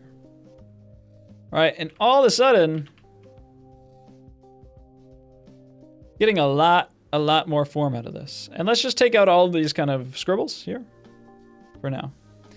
That's another thing that we want to pay attention to with value is comparison, right? So the most important thing for getting the accurate values on there, getting accurate colors too, is comparison. What's the lightest point on this image and what's the darkest point on this image? The darkest point is, probably the black. I'd say this is just pretty much black in here, pure black. And then in the hair, or, probably this is like the lightest stuff, or maybe the highlights in the skin in here, all pretty similar brightness, close to white, but not pure white. So this hair, it looks like it's, light because it's against a dark background. It looks And, you know, and our brain wants to tell us that our brain knows logically that hair is hair no matter where on our head it is. You know, the hair over here is the same as the hair over here. But we're not trying to use our logical brain. We're trying to use, you know, our eyes to observe what we're looking at. And in actuality, even though this hair is the same over here as it is over here, they're very different. You know, if I put this over here, it stands out way too strong, and it breaks the, you know, makes the image feel flat. It makes the image feel not three-dimensional. And so you fell into that trap, right? It's probably the most common, easy trap to fall into. Your value for the hair, you got to compare it against your shadows. Like, this value is like a 3 out of 10. Oh, it's literally perfectly 3 out of 10. I'm goated, right? So this is what, you know, the mass of the hair looks like. You know, this in here is probably like a little bit brighter. All this hair around the outskirts is actually like this. And again, like your brain is telling you, stuff is much darker. Your brain is telling you that this guy has a big gray beard. And so what color did you make this guy's beard? You made it gray. But this guy's beard isn't actually gray. And if we take your beard color, you know, when we put it on here, it's like a lot more dull. It's a lot less lifelike. It feels kind of dead, you know, because this guy's beard is actually kind of warmish. It's very warm. It's very yellowy. It's kind of green. There's a lot of these oranges and reds next to it. So by like putting a little bit more saturation into there, you know, now we have like a beard that actually kind of feels like it has a glow to it. Feels a little bit more lifelike. And this image, you know, the far away read of it, much stronger, much more three-dimensional. Cool. That's kind of like all the big value things in one go. So I'm going to rapid fire through a bunch of these. You know, likewise, everything here is very gray. You know, compare things to your lights and darks. You know, is this contrast to the fold in here this high? It's not. You know, like the whole front of the shirt is pretty much like... why am I not drawing? Why am I not drawing? Drawing. Let's just open and close. Thank you, Photoshop. There we go. Right. Is this contrast in here actually that high? No, it's not. It has to fit within the group that it comes in. You know, same with this, right? And same with the background. You know, you're probably somewhat closer for the background here because it's not like fully black. You know, but the shadows, compare the shadows to the darks, and I can tell you that the shadows are pretty darn dark. You know, they need to be in this range. And that's going to free up the room for your lights to actually feel like highlights. And it's going to free up your room for your midtones to be a lot darker and have a lot more depth to them and feel like an actual transition. Same with the hair. You know, so spend time comparing everything to the lightest and darkest point. That way everything doesn't kind of just gray out and group into the middle. Somewhat similar stuff here. But again, you know, pay attention. I would put in the background too for an image like this. And then, you know, likewise, is the contrast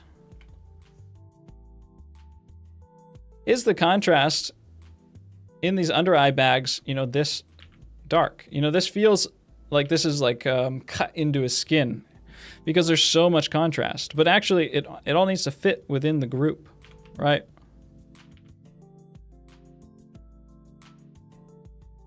Bigger form read, right? More unity in the shadows. And I would certainly put in a background too. It would really help if you're going to do a painting like this.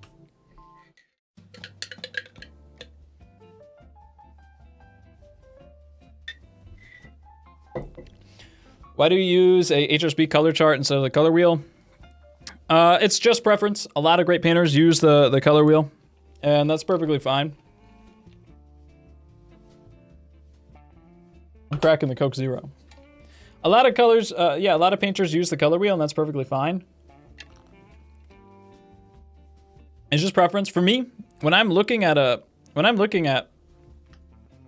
let's get someone who has a incorrect value or incorrect color. If I want to determine what color this is when I'm painting this, you know, IRL, I'm thinking of three things, right? Hue, saturation, and value.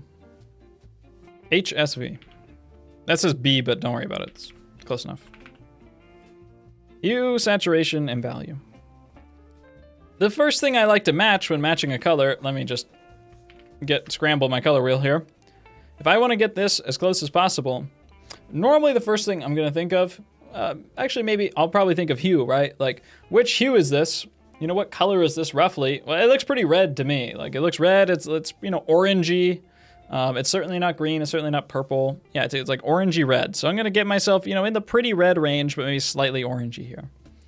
And what that means in traditionals, I'm just reaching for the cad red, the yellow ochre, that type of stuff, right? And then generally I'm going to think about value. You know, how light or how dark is this? It's pretty dark. It's not as dark as pure black down here, but it's also certainly not, you know, this is probably like a mid-tone, 5 out of 10. So I'd say this is probably 3 out of 10. I think I already picked that and decided it was 3 out of 10. But so now we have this. It's still black and white because we haven't added any saturation into it.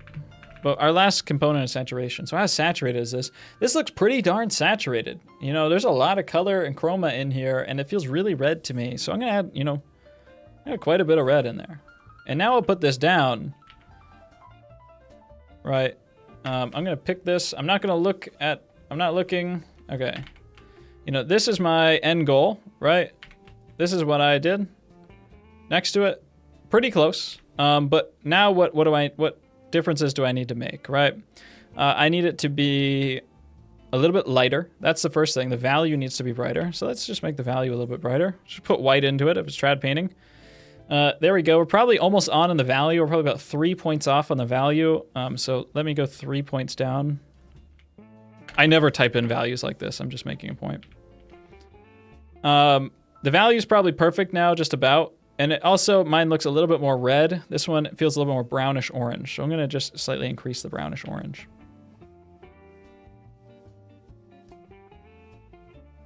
I think we need to be more saturated.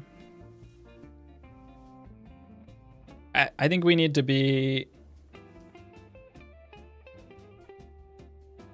still more orange. Well, a little too red for me there. I went a little too orange.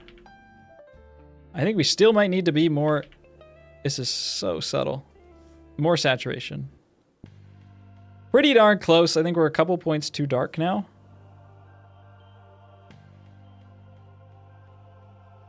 A little bit too saturated. A little bit too red. I'm trying to get this like 100% perfect. A little bit too dark. I'm probably driving you crazy in the chat. A little bit more saturated. A little bit more red. Okay, it must be like 22 to get this like exactly perfect. This is close enough, you know, for almost all painting purposes. But I just want to show you that like you can do this ad infinitum, right? It's pretty much impossible to tell the difference between these.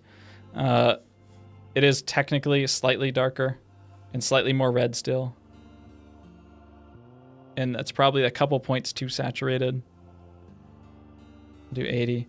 So this just conforms to the way that I think a mix about colors better than a color wheel. I feel like I can do this, but you can do the same thing on a color wheel. It's like more intuitive for a lot of people. So we're pretty darn close there. This is now like slightly more red. It's like 22, I guess. Yeah, there we go. Yeah, it's like a couple within like 1 or 2% on each of them. So that's certainly close enough, right? But I'm thinking about that every time I mix any sort of color.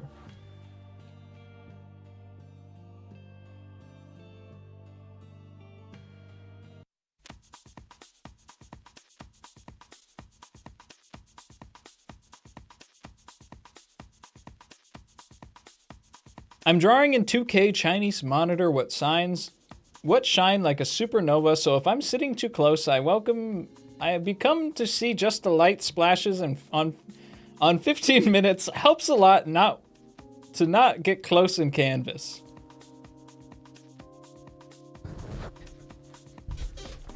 That reads like you Google translated a wall of like Chinese like ingredients list on the back of like some weird food you found in the Asian market. I hope that's going well for you, bro.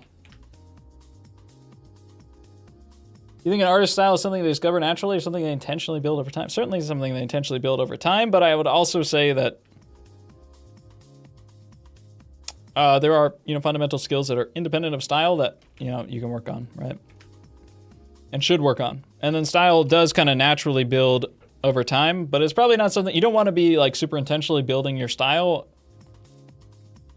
if you're just learning how to draw, I would say. I think almost everyone should probably just learn how to draw from a standard observational realist perspective so they can learn about values and form and controlled line and stuff like that.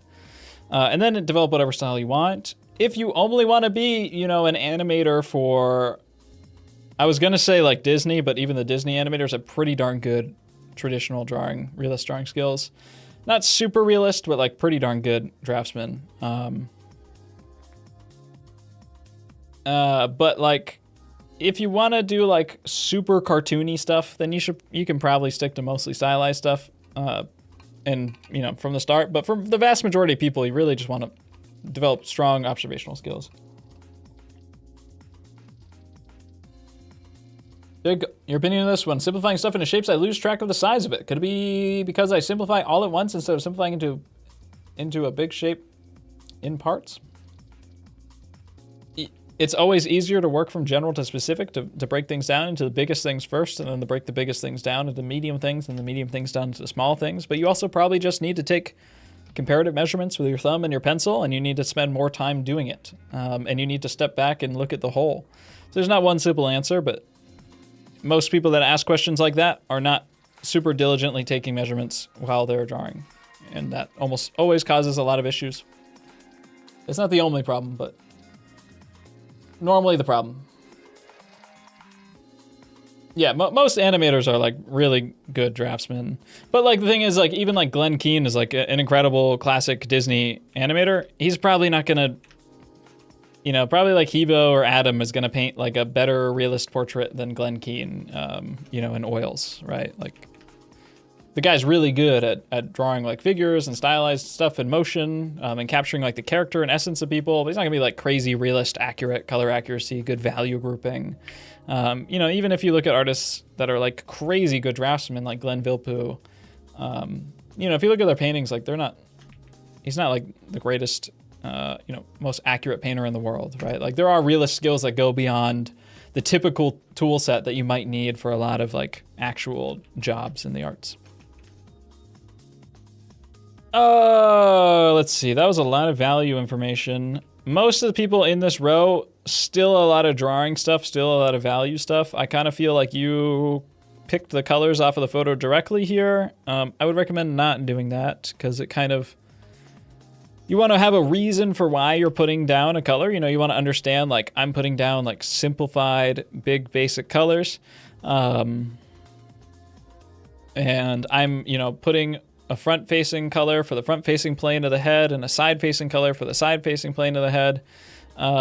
Whereas, here it starts to get muddy because you have a lot of transitions. You have this color, and then you have this color, and then you have this color, and then this one, and then like there's one in the middle, and then here. And it's, they're all accurate, but they're not speaking to why, what they're doing. Because you can't just copy your way into making it perfect. I mean, you can, but first of all, it's just boring. But second of all, it never looks quite as good as if you're interpreting and understanding.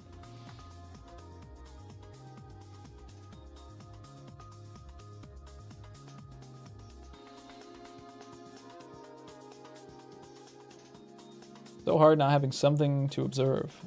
Yeah, it's hard if you've only learned to like measure a bunch of angles, and this is why I don't like sight size. It becomes really difficult to do stuff, you know, especially from your head, or even more like just interpretive stuff from the reference. Just something you got to practice and just, you know, thug it out. A lot of the same color issues on stuff like this, a lot of the same drawing issues. This guy, I will say here in the live stream, nice job.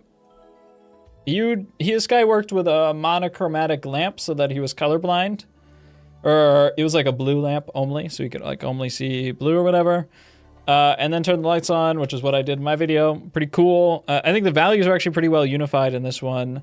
Probably just gotta, you know, it's watercolor too, so it's just not really like a good medium to like get a, you know, super hard crit on. I mean, certainly you can do academic watercolor stuff, but there's a lot of procedure if you want to do it to not, you know, to not run into a lot of issues, because if you put down one wrong stroke, you can't take it back in watercolor, you know. And so you have a lot of values in here that, you know, probably could be more accurate. You know, all of these could probably be not quite so dark, but in general, it's like, it's not bad. It's pretty nice. Could probably be like a little bit more of like a transition, and then like a little bit more unity in the darks. Oops. For this type of stuff, right? It looks like pretty good for the medium. You know, same. This is the last value thing I'll do. Then I'll move on to the next group. Everyone is British in some way. I'm really not sure about that. I am. If you think New England is actually England, then Jake is British. That is fucking true. Unfortunately, I'm like probably more like Canadian than I am English, which really we're picking between two poisons at that point. And unfortunately, the Canadian poison that I've picked is French Canadian, so it's pretty poisonous. It's like it's quite poisonous. I don't know if you'd rather have like, who's a British influencer? You remember the guy with the big ass teeth that would eat stuff in one bite? When he ate stuff, he would just like swallow it whole. I can't remember his name. Bebo. Was his name Bebo? It's like, you can either be XQC or you can be Bebo. You know, like, pick your poison.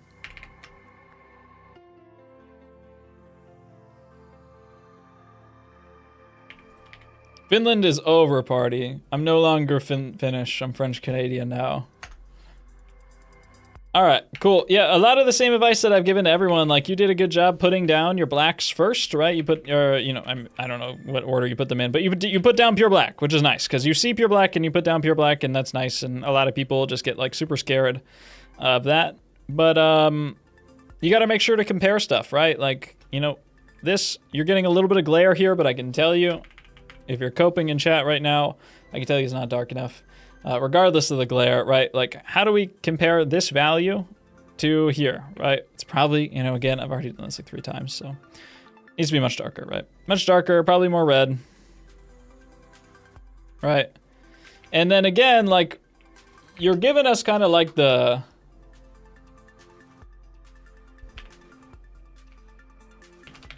hold on. I hate to do it to you, but like, you're kind of giving us the blue eye stare. I hate to do it to you.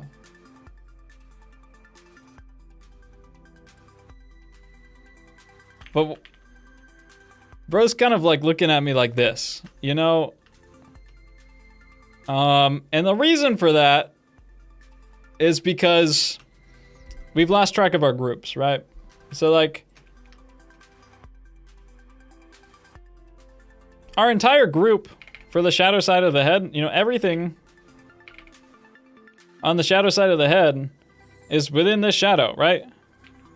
And so we can take an eyeball. Let's make an eyeball. Well, we already have an eyeball, right? We just need to, he's got like, let's say this is like a pure eyeball. Somebody's got like big, blue, beautiful eyes.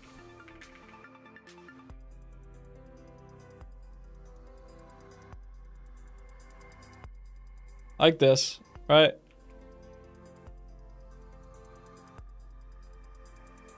There's their eyelid. You know, they have like this thing under their eye too. It's probably like not that. Depends on like what he's smoking that day, I guess.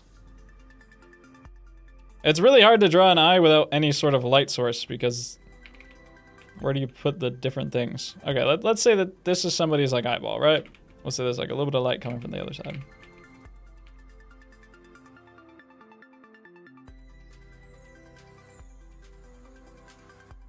Now, if we just take this eyeball here,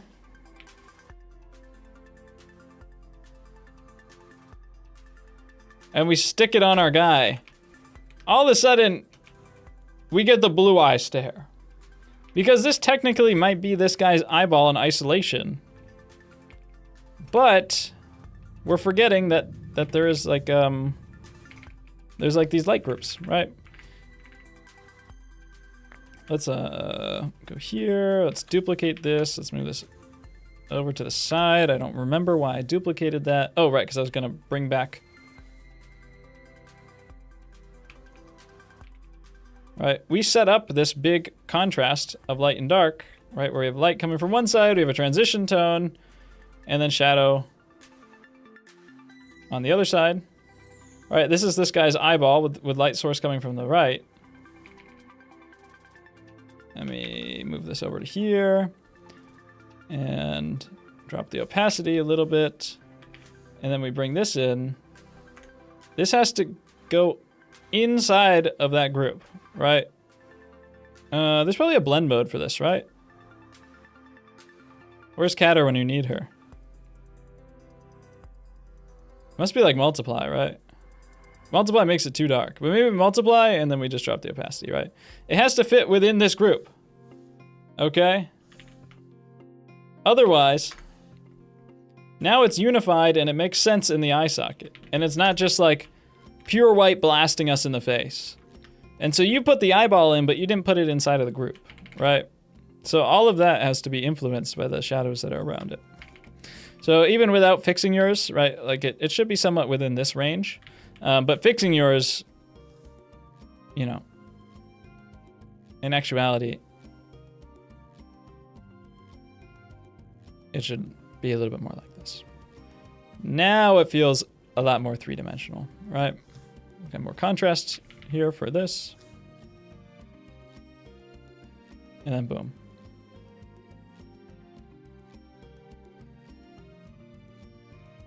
And that sort of thing is happening with the hair too. I already showed that example on the hair, but you need to compare stuff back to your lightest point, back to your darkest point, and think about what things are objectively as values.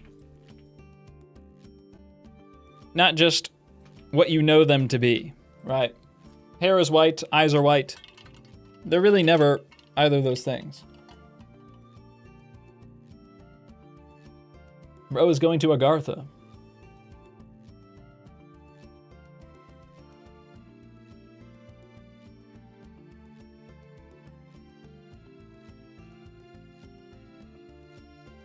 I think of Jake's face when I think of a person who sells pizza or a majestic knight in the medieval era.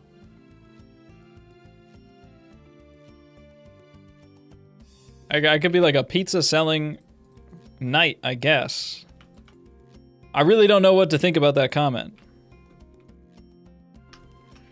All right, let's move on. Let's move on. I am gonna be fixing like a lot of stuff that's very similar. I've kind of already covered like all the fundamentals of art at this point, so oopsies.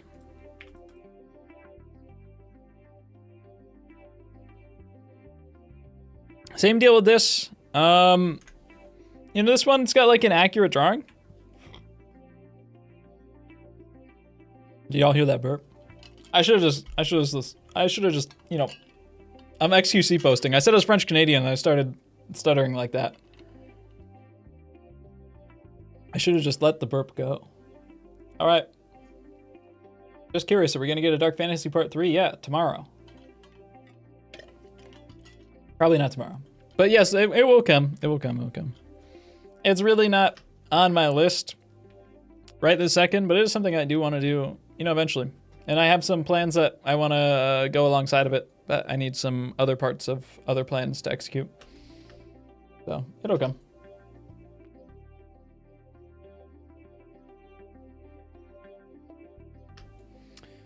So the drawing of this is like pretty accurate, and the values of it are okay, but it's missing a lot of chroma, right? It's missing, this kind of, I see this a lot in submissions, and there's a lot of this that's working, but to me, like, it's hard for me to understand how someone arrives at these colors.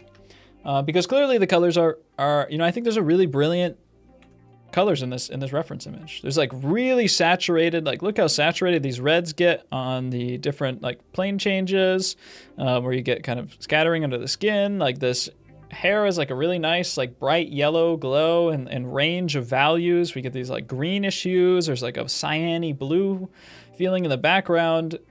This reference has a lot of nice values and colors. And so for me, sometimes I look at some of your guys' work and I don't know how you got to the colors you got to. And the only thing I can think of is like, that maybe you have like a pre-mixed idea of like what skin tones should be. Like I know the skin tone is 3 parts yellow ochre, 1 part, 2 parts titanium white, 0.1 parts cadmium red or whatever, and you pre-mix out different like skin tones at the beginning or something like that, and then you paint.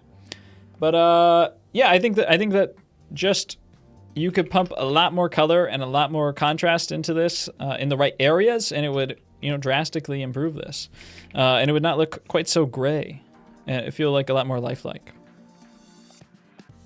Right, so like this is like undershooting the saturation by like pretty much double as much. So you need to cram a lot more yellow ochre or alizarin crimson, or this is too light too. There's a little bit of glare, so I'll give you the benefit of the doubt on that, but it probably is a little bit too light in general. Yellow ochre or alizarin crimson or cadmium red. It really doesn't matter. And also, if you want a color to be darker and more saturated, you can mix black into it. I would say ivory black is always the best black to use for painting portraits. You can mix black into it. That's fine. Then just cram a bunch of saturated color into it, whether that be, again, cadmium red or alizarin crimson or whatever, depending on the hue that you need.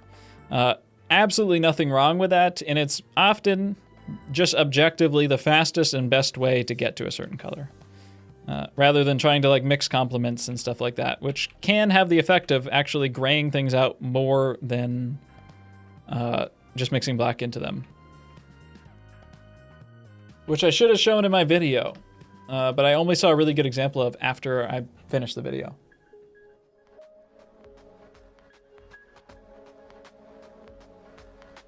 I placed my best guess of a color directly under the ref. It's okay. I wouldn't do it all the time if you're working digitally, but it's probably fine sometimes, especially if you're trying to train colors. But with digital, like you have a little bit more room for experimentation and like infinite reworkability too.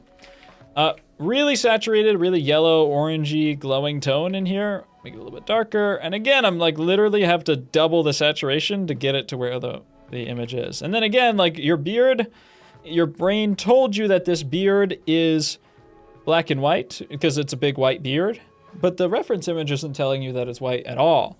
And actually, let's look at like this color right in here. Like look at this golden, brown, greenish, dark colors in here.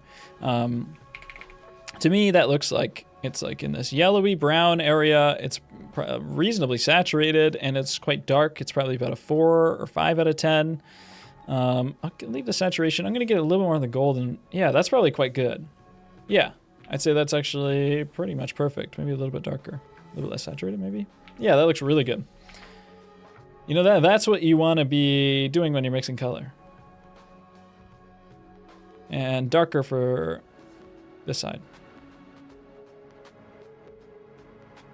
So I'd really recommend, I don't know if you use like pre-mixed colors or something like that, or maybe you're just new to color painting in general or whatever.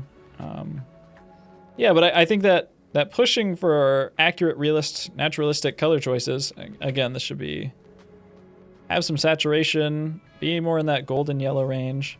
It improves the liveliness of the painting by a lot. A lot.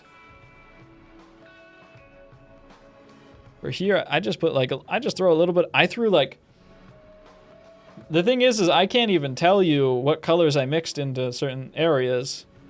They're the type of colors you haven't even heard about. That's not true, I just wanted to say that.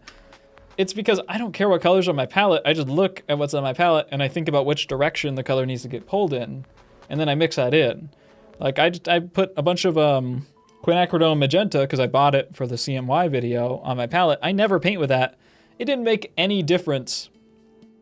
It didn't make any difference at all on how I mixed. You know, it's just like it was just like a purplish red that I could mix if I needed something to be more purplish red. And so for the background, when I looked at this, I was like, yeah, it's dark. Like, I'm gonna throw a bunch of black into it. I had like a Viridian Emerald Green on my palette. So I just threw like a bunch of that in there, threw a little bit of normal Viridian Green into there. I threw some like Phthalo Blue into there to really push the saturation, a little bit of like Ultramarine Blue. And it kind of brought me into this like dark tealish area. Maybe more, yeah, more like this, right? Maybe a little more saturated. And that also provides like a nice, you know, maybe it's a little bit too saturated. It also provides like really nice contrast for this white hair that feels like it's glowing too, because yellow and green, I almost said are opposites. Are they opposites? I don't know. One of the color nerds in chat, tell me, what's on the other side of the color wheel? Isn't it violet? Violet's the opposite. Yellow and green are next to each other, but they still contrast a little bit, probably. I don't know. It really doesn't matter that much. I really don't think about that type of stuff at all while I'm painting. Red and green. I think it's purple, right? It's definitely purple. Is it red? Yellow and purple, thank you. I really don't think about that stuff at all. I just kind of think about like which direction in space the color needs to get pulled in.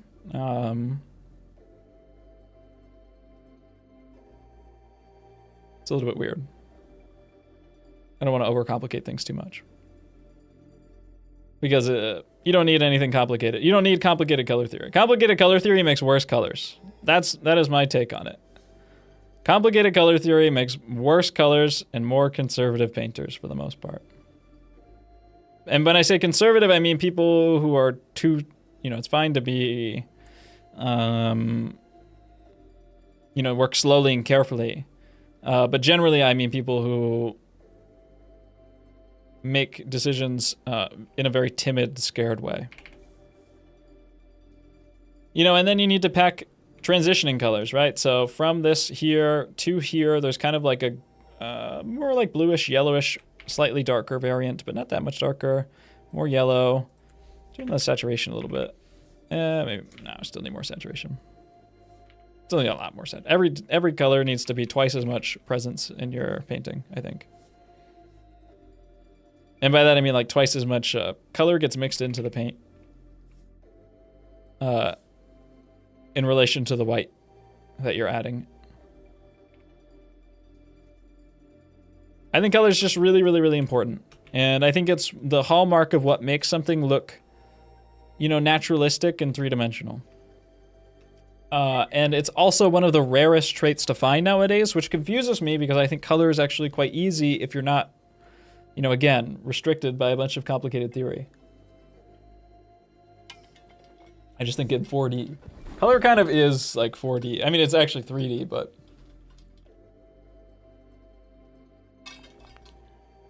it means people who don't support free healthcare. Yeah.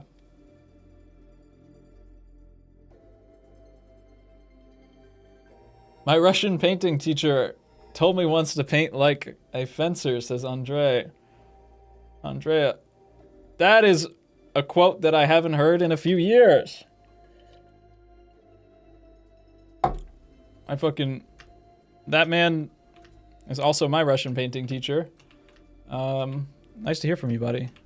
Me and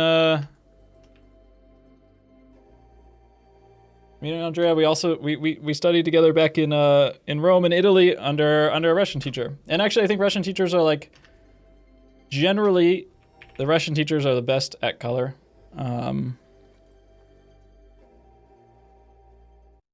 At least at, like, observing colors. Russians tend to be like very naturalistic in the way that they treat and handle colors. And I'm like a little stun locked right now just because I didn't expect to see an old friend in chat. But yeah, generally the color tends to be very observed from the model rather than like kind of procedurally planned and like, okay, this is the general value, and then it steps down in darkness and chroma and then moves like over to here and then to here and here. Like generally Western painters tend to be like a little bit more procedurally planned and that type of stuff. And Russian painting a little bit more on like the impressionistic side, but it's also what I like about like the 19th century naturalist painters like Lepage and stuff like that. You know, they tend to be extremely naturalistic in the way that they paint. And their colors are like all over the place and really cool. Like I actually we can look at like Bastien Lepage, Joan of Arc from the Met.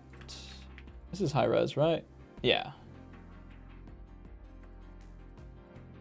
Let me pull this up on screen. What the hell?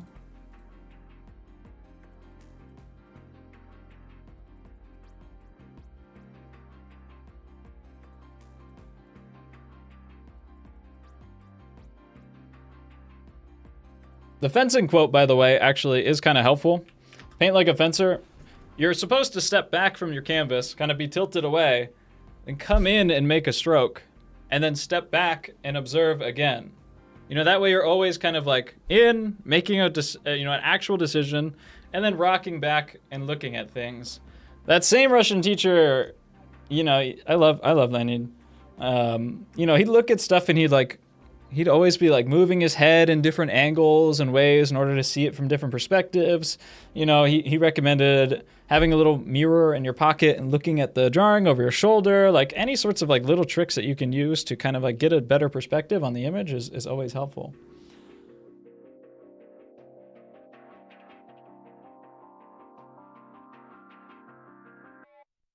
What do you think of Goya's works?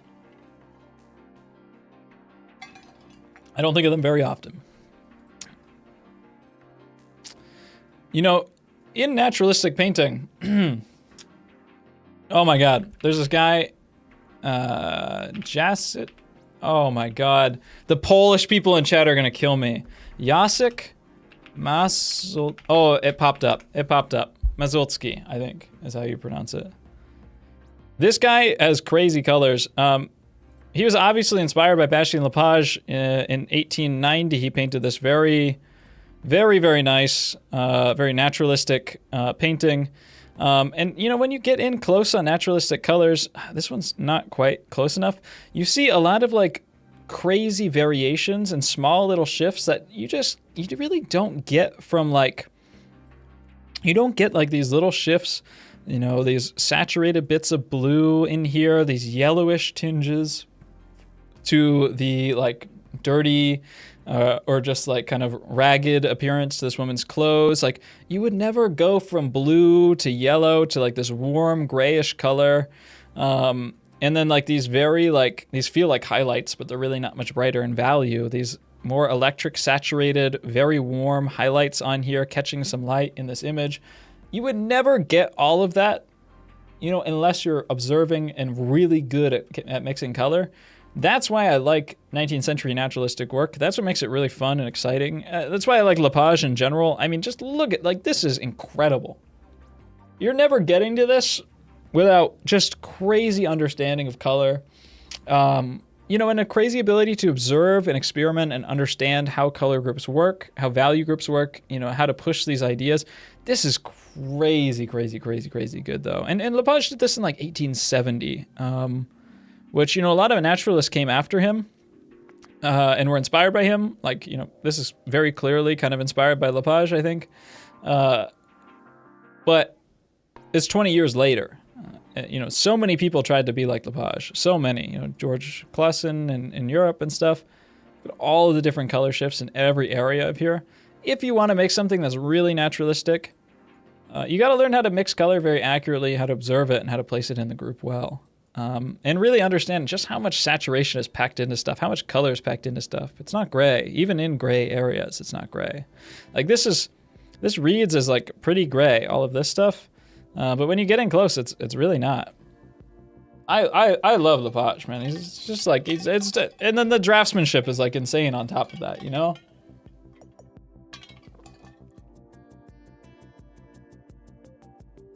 Got it wrong and I paint like a fence. Crazy they did all of that without Claude.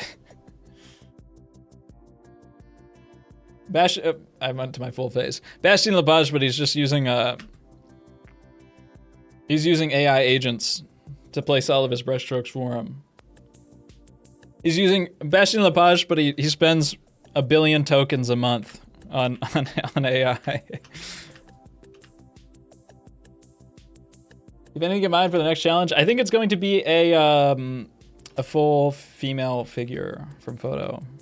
We even done somebody said, I think it was Potluckins, who only exists to annoy me. I think he said that we haven't done one in a while, and I think he's right, so we probably should do one. If anyone has a good female figure reference photo that preferably isn't nude, honestly, at this point, I don't even care. Let's do nude. Maybe just certainly not sexual.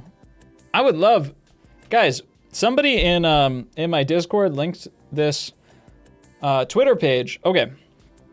For our last challenge, we did the figures. Did I do a crit stream on those? I must have done a crit stream on those. I think I did.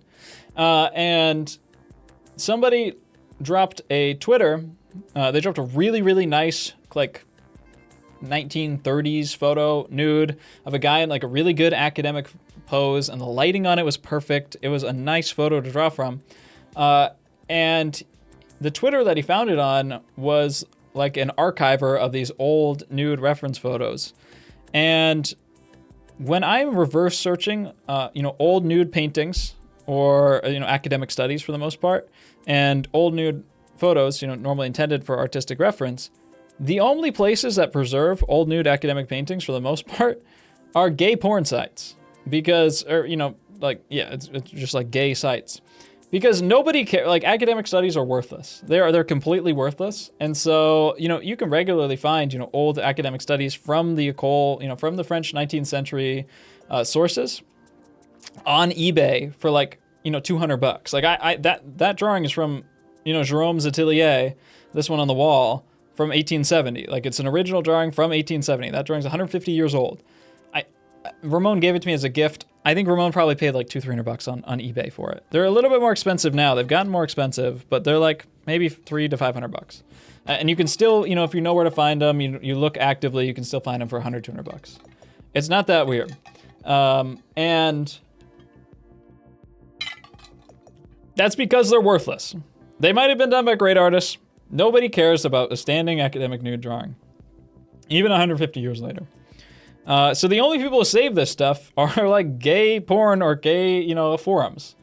And somebody linked a Twitter that was like an archive of only men's like classic nude photos. And the photos are all so good, like such good reference for drawing and painting.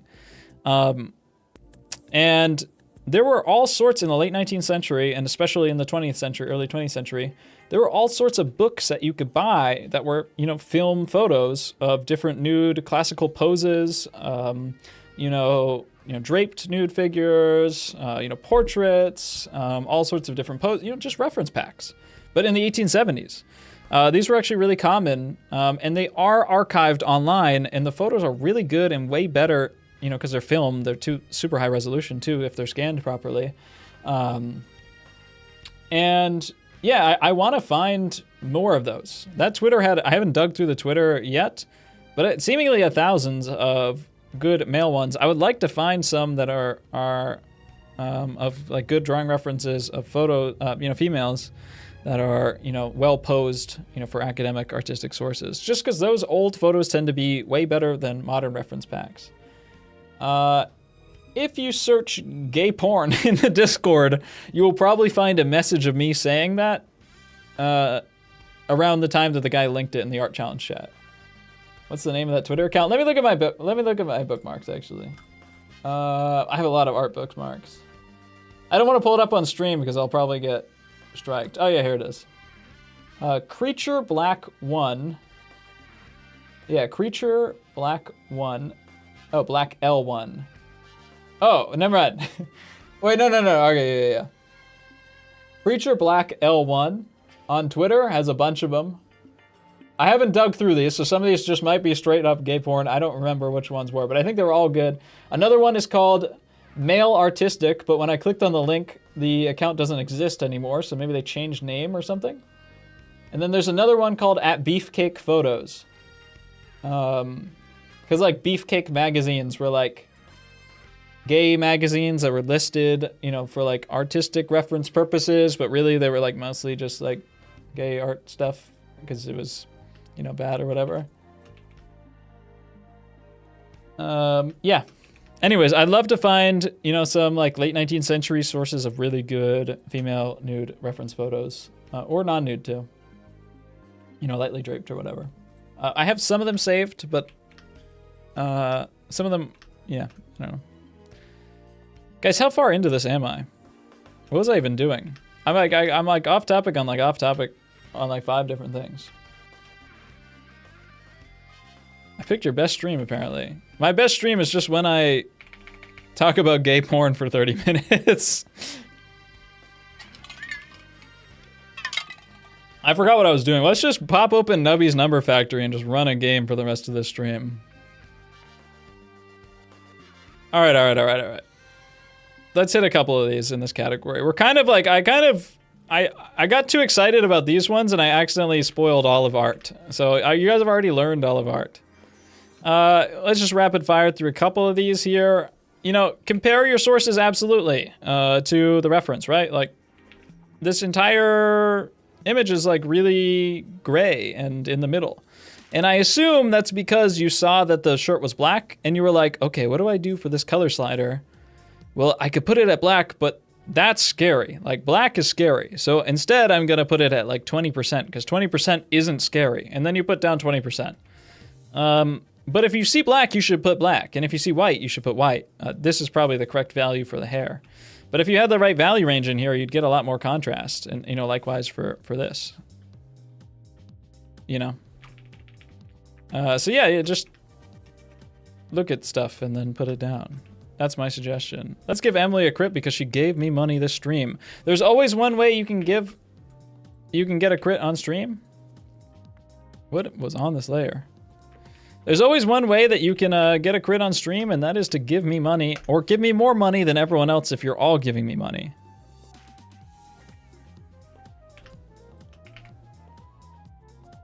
That's just how it works. Yo, Playboy has a Playgirl version. That might just be like porn though. Like, you know, these image packs I'm talking about were like, you know, sold as, you're just looking at porn. They were sold as like artistic reference images. Or at least had some sort of, like the Beefcake magazines had some sort of like monicum, is monicum even the right?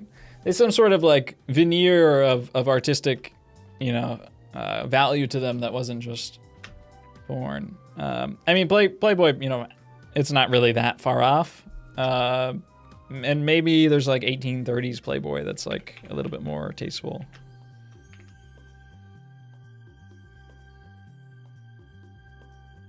Guys, like I'll help Jake out with this new reference challenge. I'll help Jake out. www.pornhub.com. He's gonna freak out at all these reference images. Okay, let's take a look here. So you have like the angle here. I'm trying to figure out what's up with this. Because it seems like a lot of these angles are like pretty correct. But there is a level of like this that's not perfect here.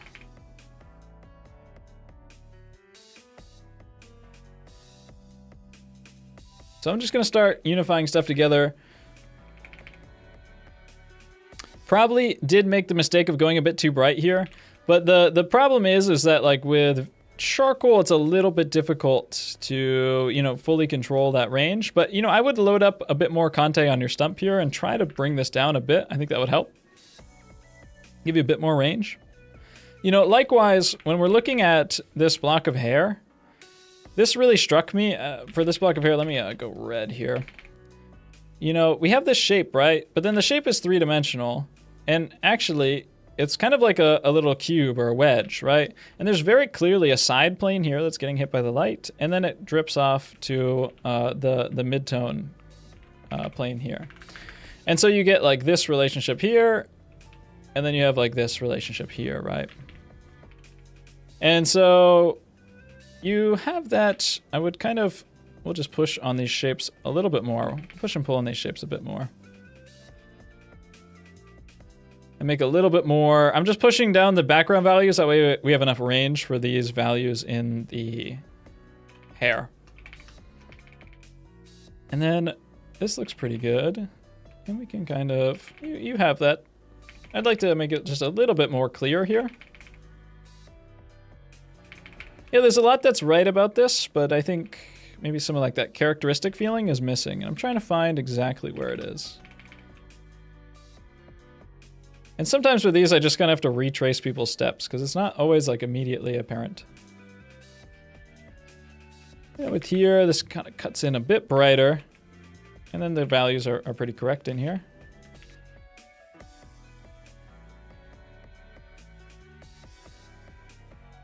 And unify the side of the eye and the side of the eye socket together into the shadow a little bit more and kind of push everything down. Likewise with the white of the eye in here. I think it's really, really, really hard on this reference to not push it down.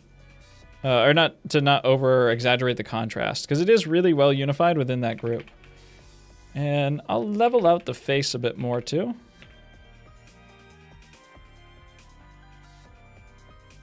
And I think what I'm seeing here is I'm going to put this, I think maybe the eyes are just like maybe a little bit too small and a little bit too high up. So I'm going to give like a little bit more space for everything to fit inside of here. So we have this group here, and then maybe this is like the side of the eye. Shadow, and then this shadow rides along the top of the cheekbone here.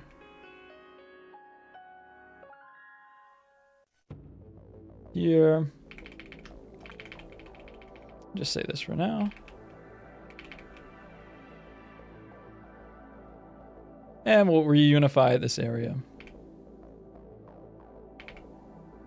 I'm thinking about the next YouTube video, guys. I haven't started researching this on yet. The next YouTube video is gonna take a minute. Just had a lot of stuff going on this year, you know, my personal life, so I've been a bit slow on everything. But we're coming out on the other side of that, and we'll be locking in soon. And I'm also just trying to prioritize being healthy and like going outside and stuff nowadays, because I've put off a lot of my real life stuff a lot for YouTube over the past few years. And I think, you know, it makes me a better artist when I go outside and I'm, you know, healthy and have experiences in life. So I'm trying to prioritize that a little bit too. But we are getting to it. And I'm going to bring out the face just a little bit more.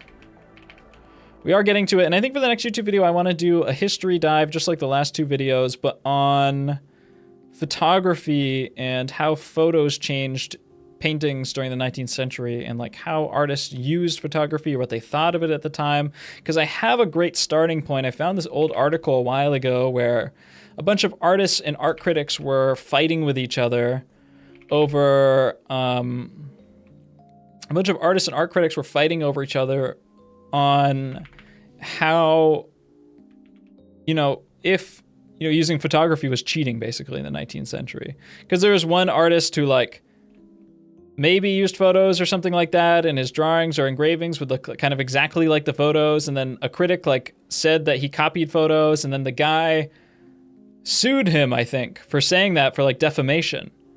And then they brought in a bunch of like artists to like testify to the case, and like, you know, talk about techniques that he could have used and all this stuff, and like, you know, critics at the time and their thoughts. And there was this thing too where like a bunch of artists like Bouguereau and Lepage, they like signed a paper or something about photography, I think like supporting it, although I don't think that Bouguereau used photography all that much. So, anyways, I want to dig into that because I'm really not sure. Yeah, I think pushing down the eye here helps a lot. And, you know, straightening out the face. Again, like the tilt across the face is actually pretty much flat. It's okay if you want to like pull, you know, if you pull this, this brow up a little bit here, but it's really not that dark.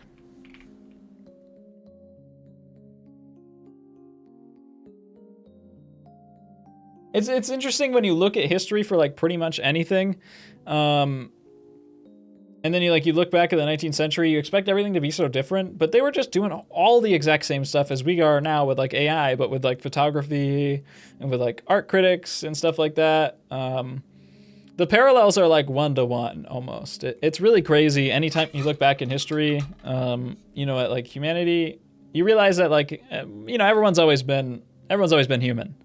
And just there's technology's changed. That being said, a lot of like the pro AI people will be like, AI is just, you know, new photography or whatever, and it's actually gonna, you know, painting is dead because photography, you know, took over painting.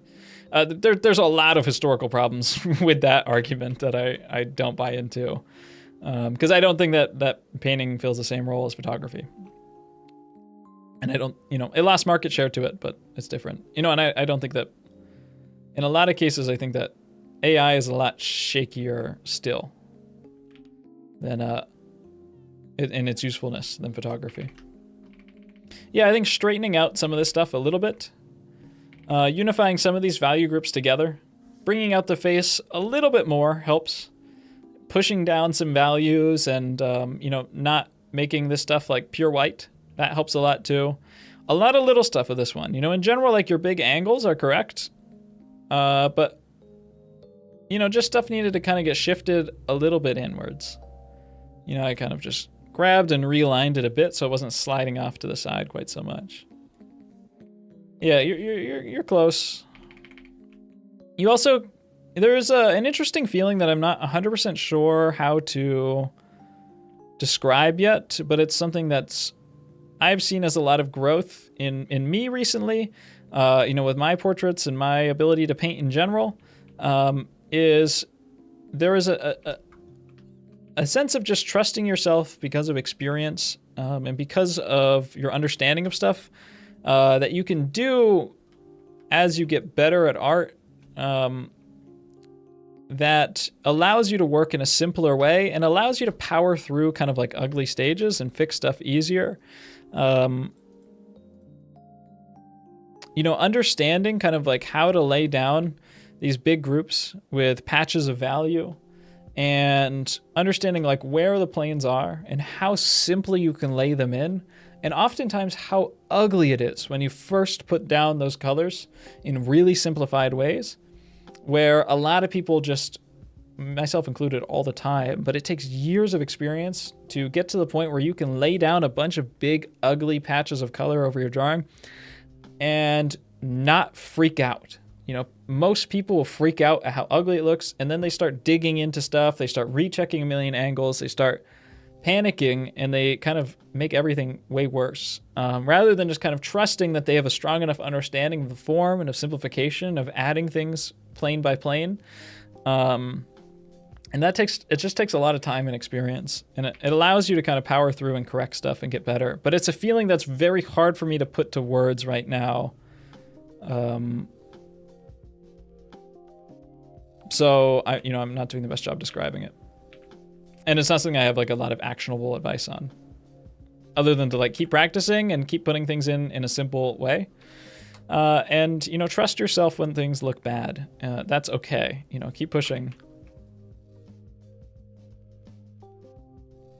Yeah, you gotta be like nonchalant, and you gotta be like confident enough that like, you gotta be confident enough that even though it looks bad now, like you're not gonna freak out and panic because you think that, you know, especially if you're like painting from life and there's like a bunch of people painting a model or something like that, or you're painting on the internet and showing it to people, you gotta freak out that like it doesn't look aesthetic enough. Your process isn't like cool enough looking. You gotta like really avoid those traps. I'm gonna skip a whole bunch of you, and then you're all gonna type angrily in chat because it's kind of the same shit. Okay, skipped. It's kind of the same stuff.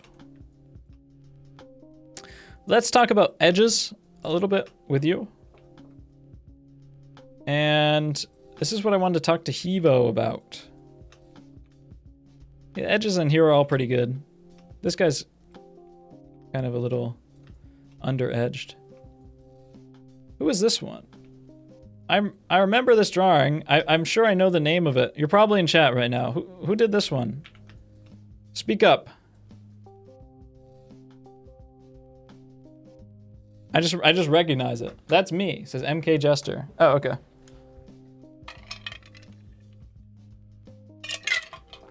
Jake, I skipped me. I suppose our relationship meant nothing to you. Don't ever call me again. You're blocked. Yeah, that's like pretty much the average reaction of anyone who gets skipped.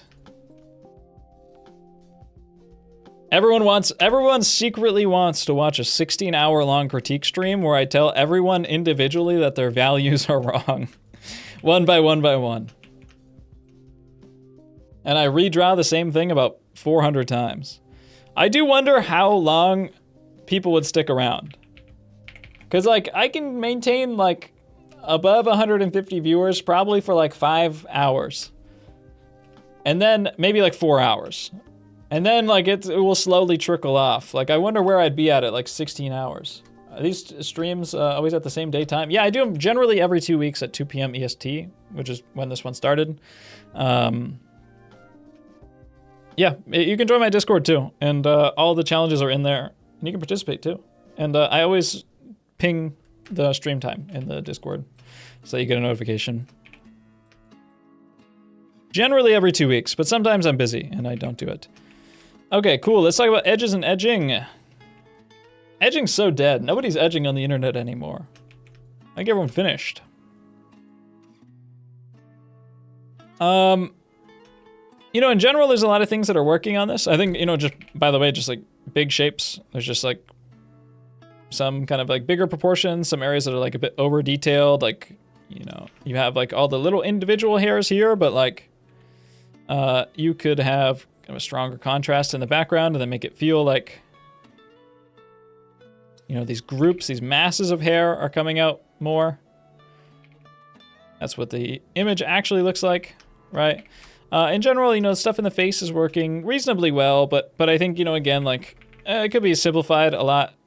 Right, like these are starting to jump out of their group a little bit. Same stuff, same in here. Just need like a little bit more unification and stuff. But in general, there's a lot of airbrushing going on and a lot of softness. And like the transition from the side of your head to the front of your head is actually a pretty serious transition, right? Where's my skull? I haven't been drawing on my skull a lot lately, so let's do some skull drawing. Cool.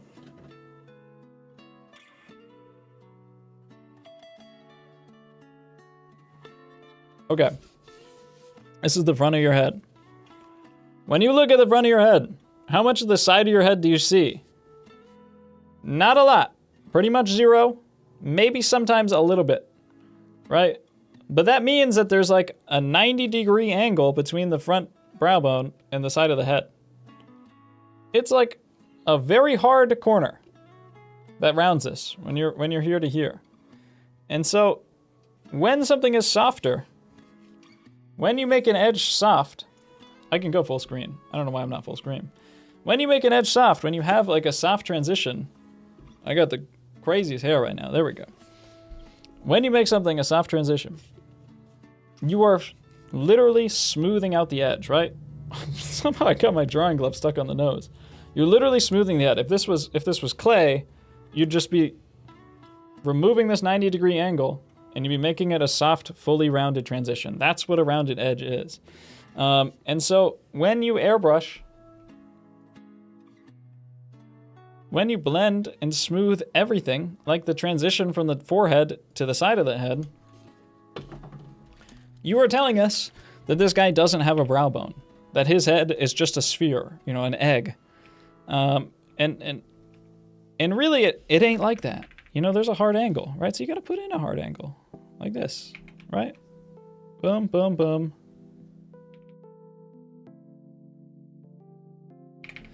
And if you want to smudge or whatever, like that's fine. It's not fine. You shouldn't. You're over smudging, so you shouldn't. But if you want to, that's fine. But you can do this, right? Keep your values well defined.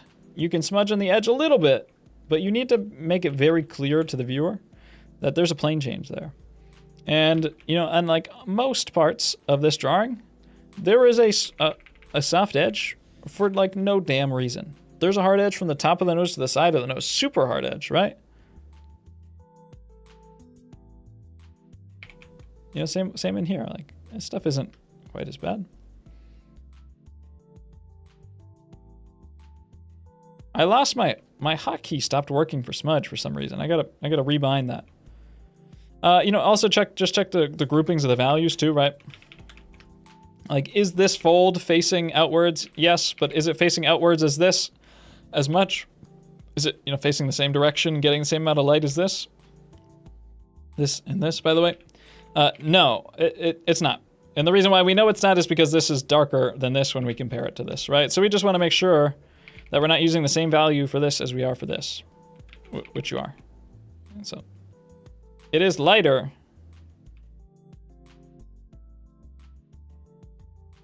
But in actuality, it's something more like that, right? And where there's a hard edge, just leave it a hard edge, right? Like, you can have like all hard edges if you want. Like in mine, and then like all I do is just grab the fan brush and I just kind of pull outwards and around, and you get like this amount of tapering. That's all the tapering there is, or blending or smoothing or whatever in like any sort of 19th century painting. Incredible, very, very realist ones.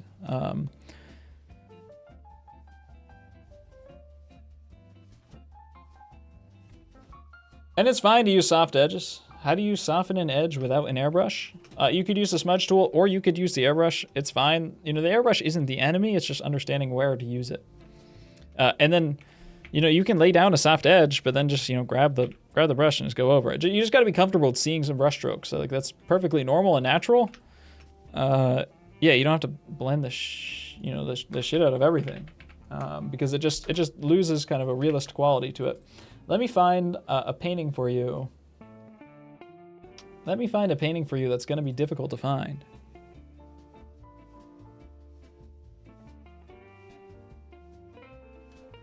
And it is by a man named, he is a Finnish man named Alexei.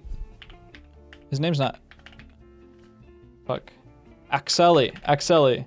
I always say Alexei. Akseli Gallon Kella. And I don't know where the image is, but this one kind of works.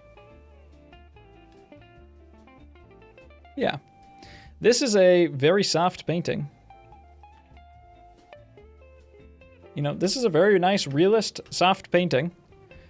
It's incredibly well blended and well rounded.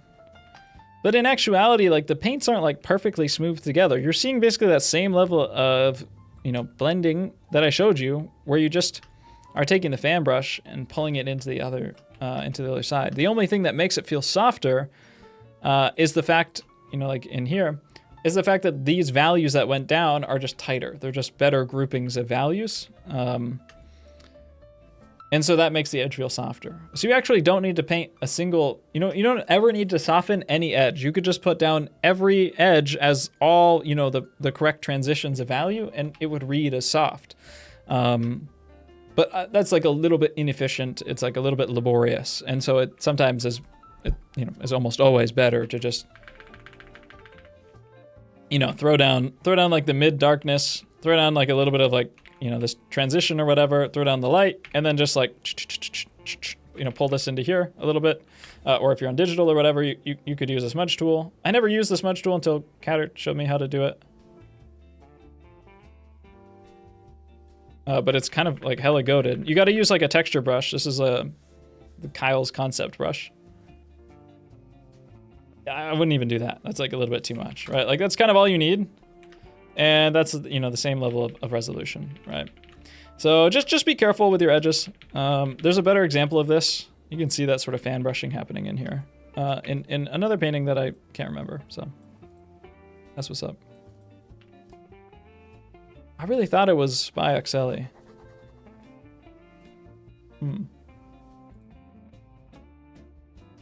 That one's on... No, that painting's not on... That painting's not publicly anywhere that I could tell you. I don't know where it comes from. I might not be allowed to show you that one. What's the subject of that? Are you the academic study I'm thinking of, Hio? Yeah, maybe you've seen it. I will draw it for you from memory. It's a side-facing shot of a model. The room is like a dark brownish tone. It's an academic study, and the guy is sitting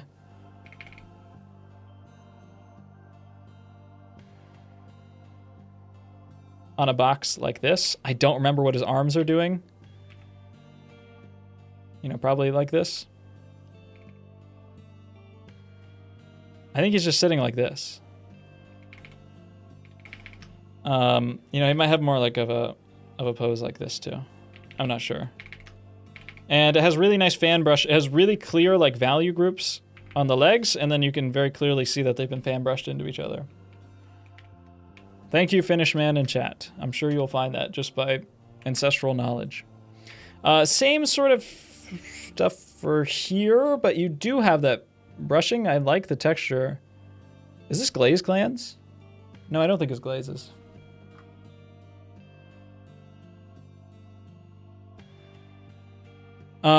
But you are still getting like a little bit soft.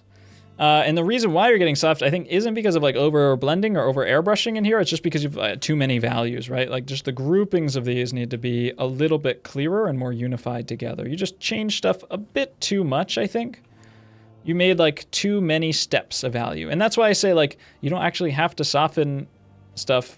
You can just make a million, you know, plane or value transitions for everything. It's the same thing, but you know, that's what you're doing. You're doing the too many transitions.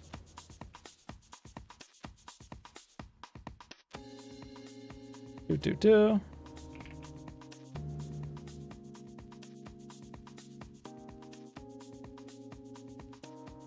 This is kind of just, you know, remember to compare back. This is just as bright as this over here, or, you know, very, very close to it. And then let me look at the model because I can't remember. Okay. You get a little bit more of this like transition here and here. Just like kind of transitioning this stuff out a little bit. But just be careful, you know, to keep maintaining some firm edges and to not overdo stuff. Very close on this one though. This looks nice. You know, I'd also push the contrast in these areas. A little bit conservative in some of these areas. Actually, in all the highlights, a little bit conservative with your values. But everything else pretty accurate. Looks nice.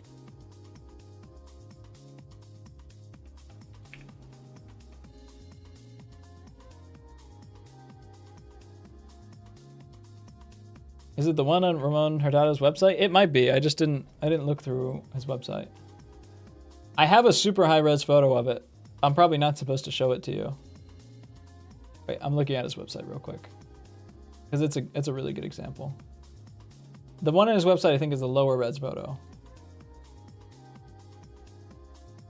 Some of the high res photos I have are just under copyright. So I can't show them on stream or in a video. And like technically it doesn't matter that much, but I don't know.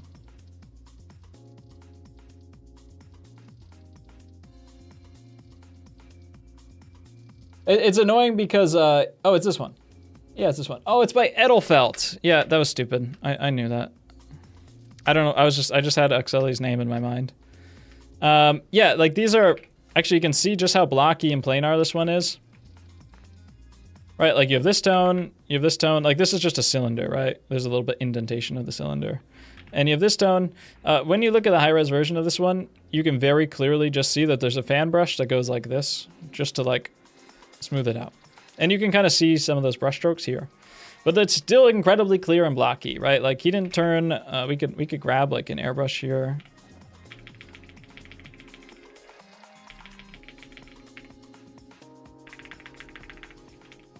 All right, like,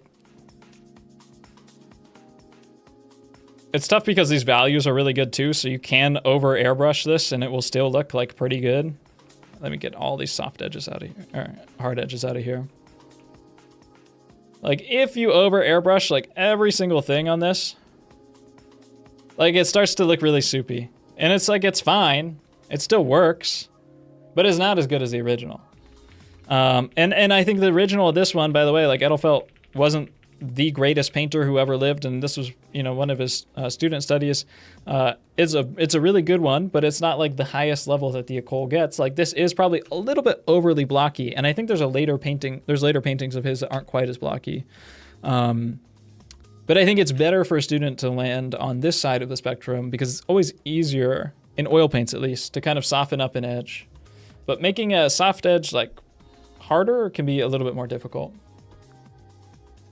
It's really easy to just lay down stuff as like a little bit blockier than you want, and then you know, drag the edges in.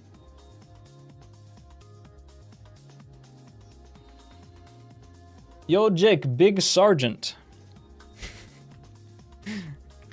What does that mean? Big Sergeant.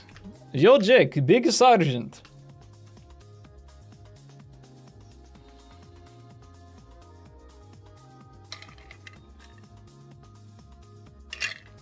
Kirk 7. Honestly, the best thing that the most realist thing that's been said in chat all day. Mark Zuckerberg. He's Charlie Kirk. It's pretty much, that's kind of like the big advice that I have for all y'all through this whole category.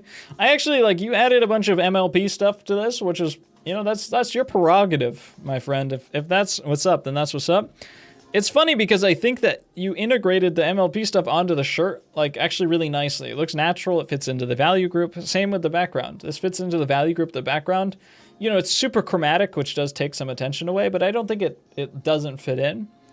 But then what's interesting is I don't think you unified the face in the same way. Like the groupings aren't as expected, and you got a little bit too excited, right? Like you kind of started to hit every fold with its own like reflected light source. It's like a little bit too strong, and you know, it starts to, and you kind of gave him a little bit of the blue eye stare as well. Where's my blue eye stare image? You know, just the stuff has to like fit into the groups more, and you can't care quite so much about the details. Guys, I have to pee so bad. But I don't want to, you know, I can't leave chat. I might go pee. We'll see. I could piss my pants on stream, and you guys wouldn't even know it.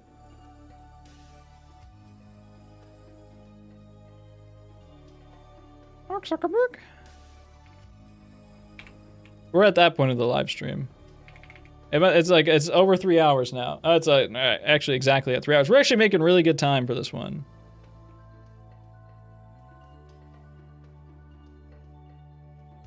So you can have all the change, but you just have to have like a unifying layer on top of it. And it's like the same with the hair too, right? Like you have more hairs in here than are even visible in the image. And I think it just stops, you know, it takes away from the image. You know, we could, if you're doing like a composition too, where you're like adding stuff to it, like maybe this is the path of focus that we want to use for our eyes, right? And so like, it makes sense to have like these details, a little bit more detailed areas, like let's like turn down the unity on the sleeve, or like unify the sleeve up a little bit. have more details through this area, but then let's unify up kind of these areas that aren't quite as much on that path. Right, like let's just... We could also add a lot more chroma to this hair too, like I've already showed in a bunch of crits, right? There's actually a lot more color that you could have in the hair. You know, and then maybe you want to have like hard edges and more details, like kind of through this area, that's fine. But yeah, most of this is pretty good. It's just, I think you just gotta remember your priorities a little bit and not get super caught up in the details, right? And then like, you know, again, I think we're just kind of stealing the show a little bit too much. Like it's out of perspective and I don't really know what it is. And it's really not important what it is. And the grouping is just much too strong. So maybe we could do something like that. And then this has like a nice gold highlight on it. So like maybe you have like some sort of like holographic shimmer or something like that on this. And I was gonna give it a highlight and I wanted to go up here on the value scale, but you know, again, we gotta remember like, we gotta stay within our group. All right, let's give it some like crazy MLP holographic shimmer or something, right? It's probably a little bit too saturated, a little bit too bright. You gotta be like super, super careful. I don't know any, you know, your holographic MLP trading pack or something.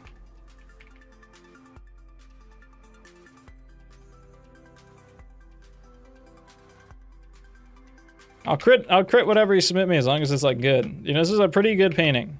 It's like most of the big ideas are being done reasonably well. And so I'll draw some MLP if it's, you know, good enough to justify me doing so. Yeah, it just could use like a little bit more chroma and a lot more focus on where the details should be and how things should be grouped together.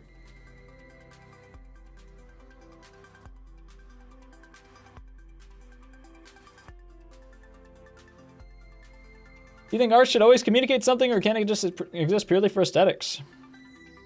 I don't think art should be anything. I really don't care at all what art is or what it should be. I have kind of fundamental ideas that align with how I teach. Sometimes people don't agree that there are any fundamentals to art. I don't care at all. I literally don't care at all. Not even a little bit.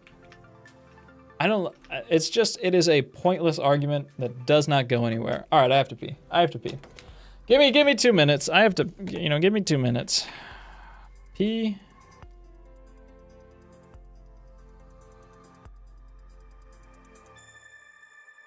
Ing. Right now. Smiley face. He's like a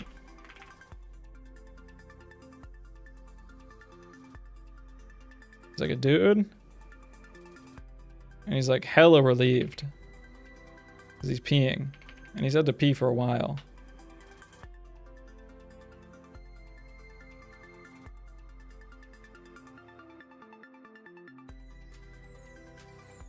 And, you know, normally I'm kind of old man posing it, to be honest. I got one hand up on the wall. Yeah, and then one hand like this. And then like a Herculean... The balls are tiny and like David too, right? And then the stance should be like wide, right? It should be like wide and stable.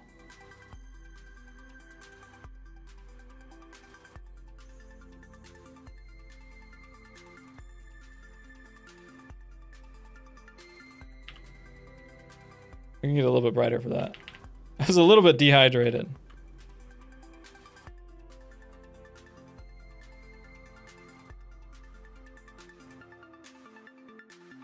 And then this is chat. I'm peeing onto chat. Okay, I'll be back in about 45 seconds. Oh, I can shave it down to 30 if I don't wash my hands. Hold on.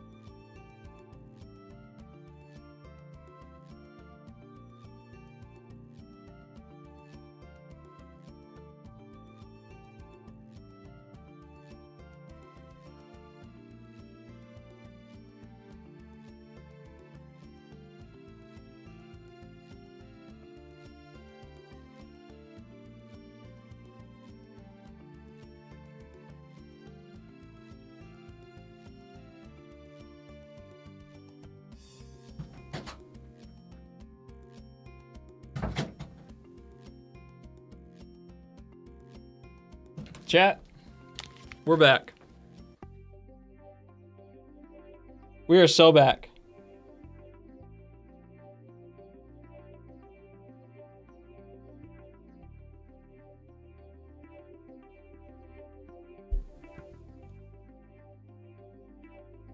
What the hell is going on in chat?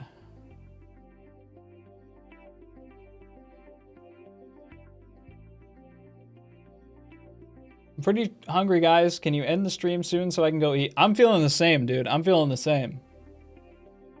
We'll save off a little bit. We'll save a little bit more time by skipping Hevos as well. Take the camera with you. My bad. Next time.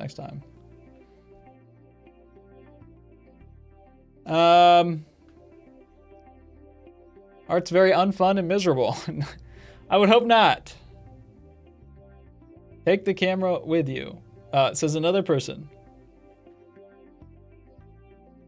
Really ain't wash his hands? Dude, that was longer than 30 seconds. I said I could only get it down to 30 seconds if I was washing my hands.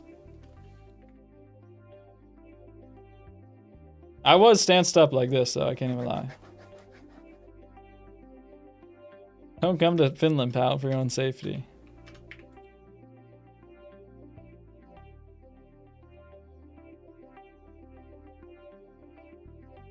Topher, you said, first of all, I like yours, Topher. You know, maybe the likeness isn't like perfect or like the accuracy, but I don't know. You always have like a unique style or like feeling to your drawings that I think is really cool looking. And that is present in a nice way here, and there's like a solid sense of form and unity because things are grouped together. I think that's good. You said you don't know how to integrate Conte into your charcoal drawings. You know, first off, you should make a stump patch. You know, like this person probably just made their patch on another piece of paper, or they used the dark area. But just take a Conte pencil, you know, and rub it on the piece of paper like this, and then roll your stump around it. And then you can put down really, really dark... Hoivo! Sent 5 gifted memberships. Let's freaking go. Hevo is never getting a crit. So do you want me to skip Hevo's crit for the next 5 live streams? Or do you want me to just really skip his crit like 5 times as hard? Might as well lock it in. Just skip Hevo so we can all go to sleep. That's fair.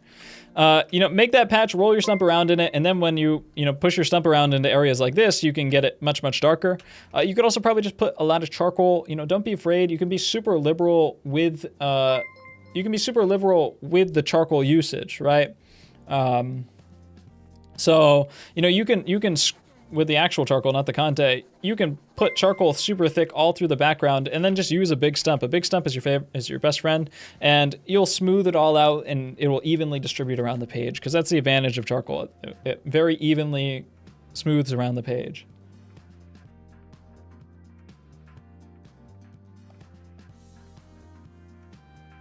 Yeah. And then the Conte, you know, again, you can make that patch, but also the Conte is great for accenting, right? So areas where you want to just push down a little bit more, you can just throw a few hatch marks in like this. Boom, boom, boom, boom, boom. You know, maybe for some of this in here and here and here. It's not going to stump around as much, but it will still stump around quite a bit. You know, like in here, it needs to go down a little bit more, just from memory of the photo. Maybe a little bit around here. You might throw like a couple transient marks in here. Bring this in a little bit more. And I think, you know, to make it more accurate, you'd want to bring in the side of the head just a little bit like this, and then bring this in a little bit more, maybe give him a little bit more cranium. It's going to make it a bit more accurate. Like this, and then, you know, like, let's say you wanted this area to be darker, you could just roll your stump around in a super saturated stump patch and then stump it all in. Or you could just, you know, hatch like this with the Conte pencil and then take your stump. And then take your stump and just go like this, right? And it will also integrate in just fine. So you can use the Conte to hatch and to make, you know, clear accents in, you know, areas that are important. Or you can use it just to generally put a bunch of tone down on the page as well. Either way.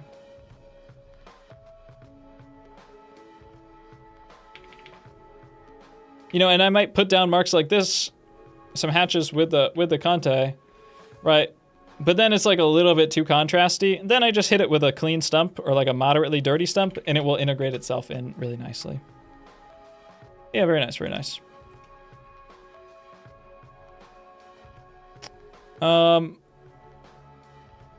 Shit. How do I group some of this together? It's good, but you know, everything I think on this is pretty solid, but I think you can just be a little bit more, you know, big picture by, you know, allowing some of these edges just to spill over, you know, not quite so clean. You know, you don't have to, it's not like, okay, this, I think what's happening is you see like this is the shape of the beard, and then this is the shape of the hair. And then the only way to get it more close to the image is to pull these little fine lines like this, right? But in actuality, what's really happening is all these little fine lines in here are combining together optically in your eye to make like a middle transition tone, you know, like this. And so the way that works,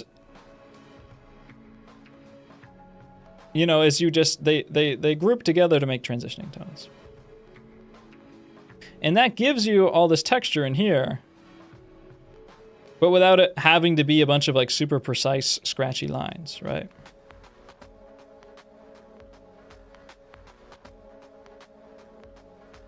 And we need to push down the value around here just to make room for the hair. And you can do this really boldly, you know, like you are painting if you want.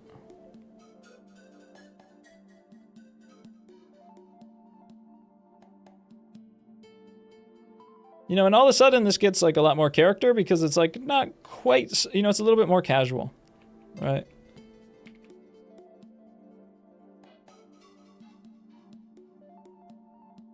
It's not quite so like stiff feeling. And really transition tones, you know, allow yourself to understand that details can group together to become, you know, a patch of values on their own. They don't all have to be just the details that they started out as.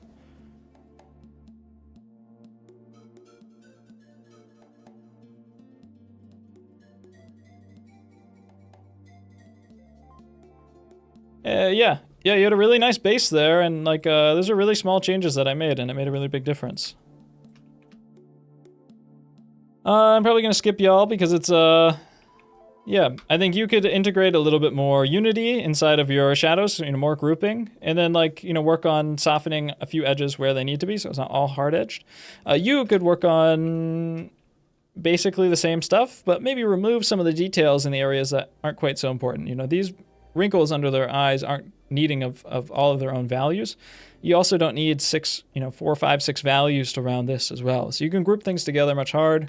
You know, likewise, in here, the colors actually look really nice. The values look a little nice. A lot of the exact same crit that I gave to Mirk, the one with the ponies. You know, probably similar stuff for Zoe. I know she put a lot of work into this one, so I need some water. I don't have any. Well, I would like normal water, but this is fine.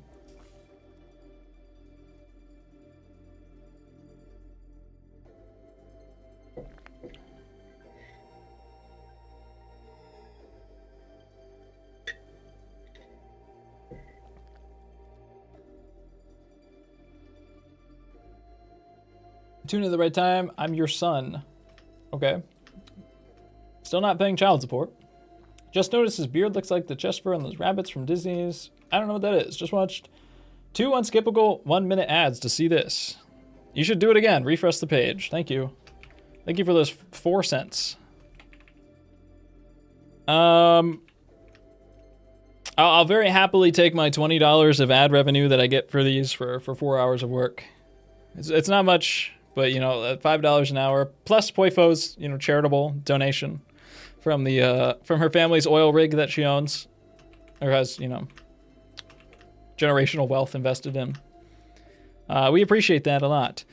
Zoe, you're very you've been spending too much time around Adam, I think.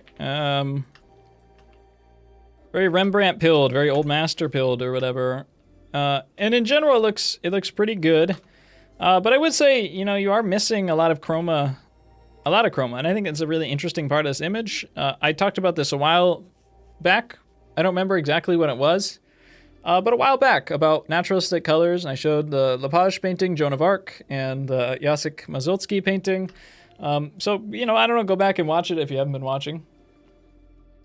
But yeah, there's a lot of, I think, missing chroma in this painting that would really be helpful, and maybe a lot of areas that are, you know, it's reasonably well unified, better than a lot of the examples I've been showing, but still, you know, I think could be unified a lot more. And maybe that's a vision that me and Shep or Adam both share, actually, is you know, obtaining a high amount of unity.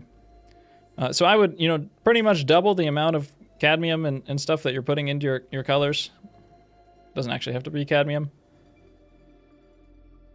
But pretty much all of your saturations are probably undershooting it. And then there's just a lot of areas that I think you could... Let me get off of the layer here. Yeah, you could push stuff a little bit more on, right? Like this is like almost the same value as this, and it could be much brighter, but maybe you took the photo in a darker room here, and then like much faster, harder, more saturated plane change here for that middle plane. And then this is a very unified, you know, I'm just doubling the saturation of every color pretty much. This is very unified in this group. You know, I think these shadows could all get bumped down, or at least just pushed together a little bit more. And then we could have like, you know, don't underestimate the power of your transitioning tones, right? Your transitioning tones that go between a hard edge to make it not hard, they carry a lot of weight. They carry a lot of weight.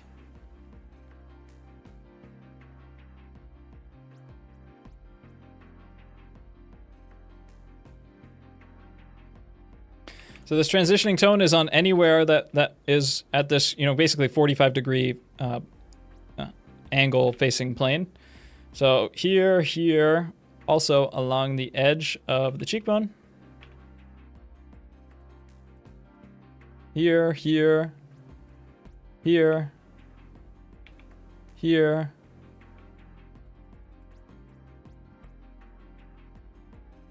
here.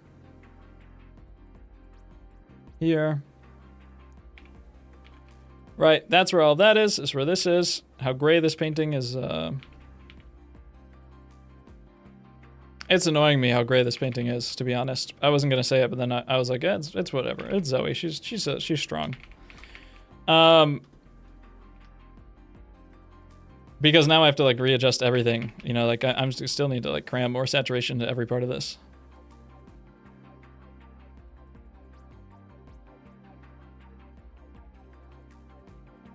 No cadmium. Why don't you fuck with cadmium? 2 exclamation points.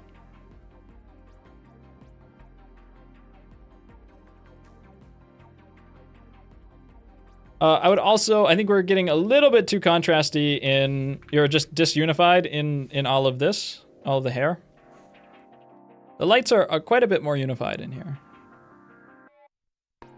And that helps create, you know, like the texture and stuff is cool, but it's stealing the show a little bit too much. You know, in here, I think we can be a little bit brighter. You know, again, I just gotta like double the chroma of all your colors.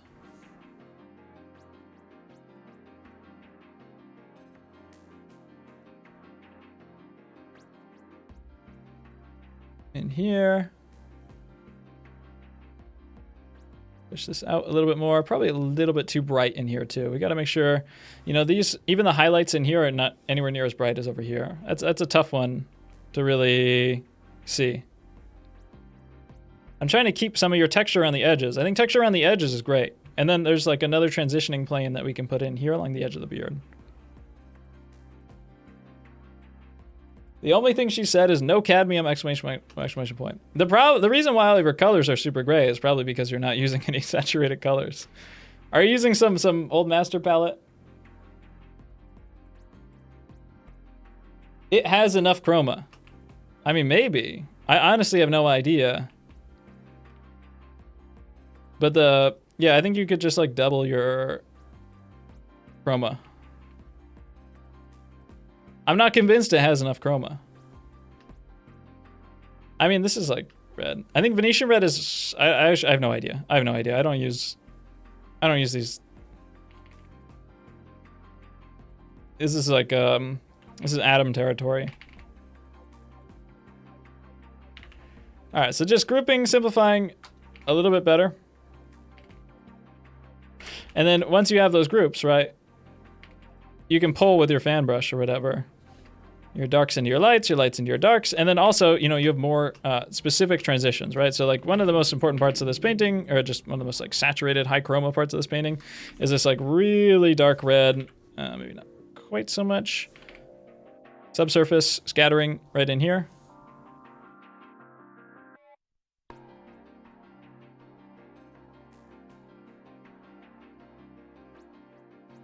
Photo is bad. I don't think that your photo is I don't buy it.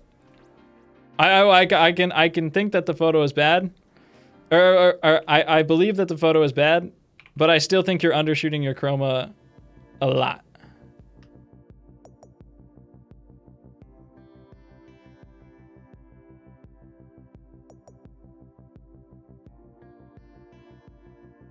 Which I think is very easy to do. And it's very easy to do if you're inspired by any people in chat who are of the persuasion of Rembrandt and any sort of Renaissance painters, which I know Rembrandt is not a Renaissance painter. Even I'm like way under the chroma here. But I don't want to push it all the way because then it's like, yeah. If it does look like this in person, then you still have about like 20-30% chroma, or like 30% saturation you can push into it. All right, and then you can take your fan brush. This one is a little bit lighter here, and you have your transitioning tones, or you know whatever brush you have. You could also just mix your transitioning tones manually, but I think the fan brush does a really nice job of like pulling tones into each other without letting things get super soupy.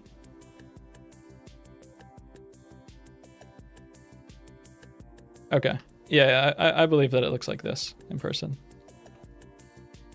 I would also unify, or just like, you can keep the reddish underwash here, that's fine, but I would also like skim or scumble some black over it, which I've never used the word scumble in my life. I'm really trying to give you a critique that stays within this style.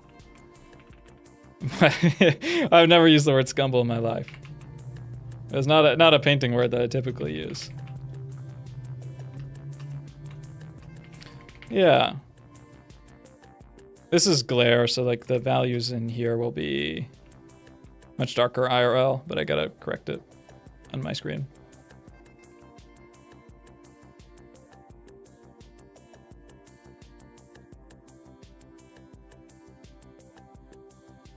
What is going on? Yeah, and then I would, yeah, I'd keep pushing kind of like these big groups of tone around here.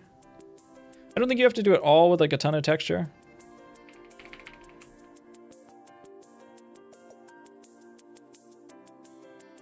A little bit more, yeah, unity and simplicity in these groupings. And also chroma. It's hard to critique within the same range of chroma. You know, and then again, you can pull your groups into each other. You just take a clean brush or a brush that has like a little bit of a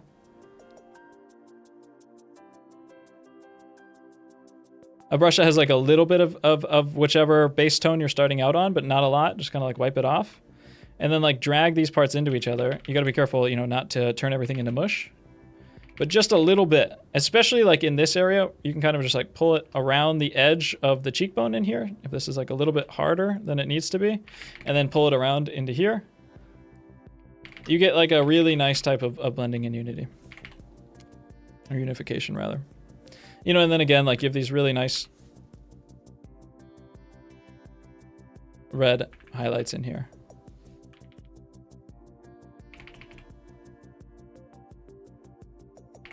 I don't know. Yeah, I don't. Yeah. The way I paint, I don't worry about paint transparency at all.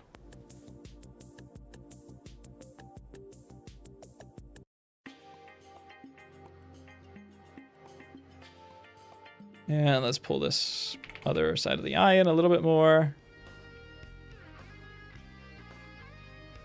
You know, and then if you have like let's say like in my painting I put in the transitioning tone, you know, here like this, but it's too strong.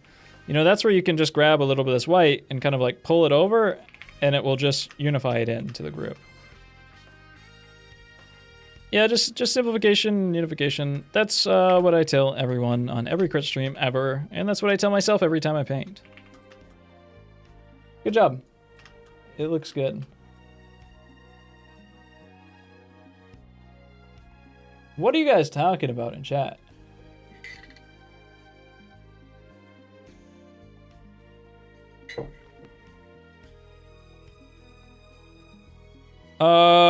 York. York? I think it's York.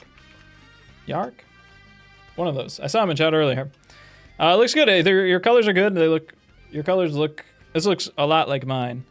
I think you could just kind of keep pushing your transitioning areas, right? So like the side of the beard, a little bit harder, a little bit darker. You could probably pull this together.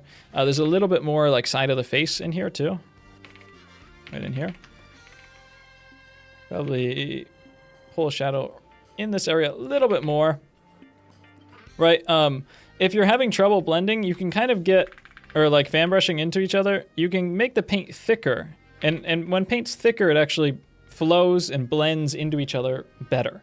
If it's too thin, then when you try to like pull groups into each other, they just like kind of like dry brush over each other and like, they don't like flow together like kind of like liquid weaving into itself. It's hard to describe, but I think in some of these areas, it's maybe a little bit thin. You look like you have like the right thickness in a lot of areas, but maybe in some of these areas, it might be a little bit thin. And then I'd recommend, you know, just fan brushing, pulling into itself. And then mixing up like maybe a slightly darker transitioning tone just for some of these areas here. You could kind of just keep mixing transitions for this.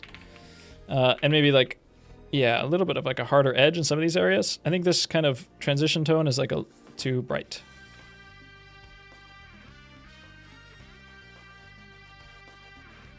I think just a lot of this transition just needs to be a little bit darker. When you have like a 45-degree angle plane change from light to dark, it's always closer to the shadow than it is to the light. That's just the way that physics work. That transitioning plane that's along the edge of the shadow is always closer to the shadow than it is to the light. Because when you round a circle, they stay really light, and then as soon as you get to the edge, the terminator line of the shadow, things get dark very quickly. And so that means that like when you have this 45-degree angle plane, you know, on the side of the forehead or whatever, 45 degrees relative to the light source, it's always going to be a little bit darker, right? I think yours is like basically the same value as the light, and that's where you're kind of missing a little bit of the feeling of like depth.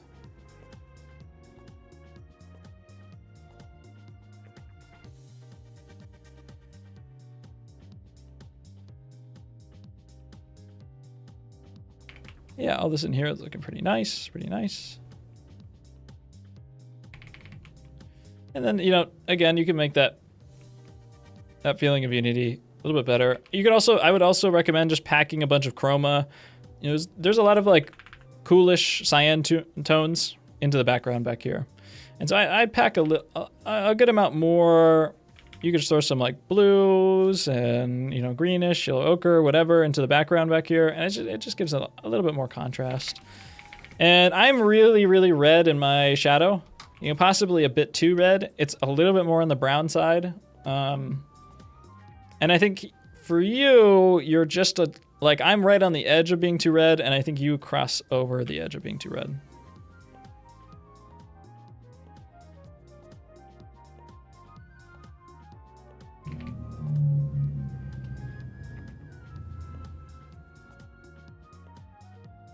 Yeah. Otherwise, looks pretty good. Nice job. I just saw you type in chat that you just learned about the stump patch. I'd highly recommend, yeah, checking that out. There's also a free guide on my website on how to draw portraits with the charcoal and stump from the French academic techniques, and there's a bunch of reference photos that you can look at of 19th century academic drawings done in charcoal and stump. All of that's free. The website is Halftone. Halftone Studio. You're decent at drawing, so that, you know, the guide's pretty simple, but it'll show you how to use the charcoal and stump, which I think is nice. And yeah, I think this could be a useful area for, you know, like a Conte pencil or a darker pencil, where you can make some like clearer accents and just give a bit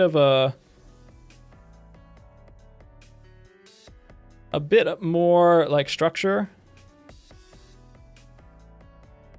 and,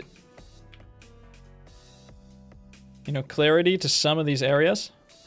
You know, making the lights lighter, the darks darker, and the midtones a little bit darker too, or the transitions a little bit darker. Boom, boom, boom, like this, do, do, do.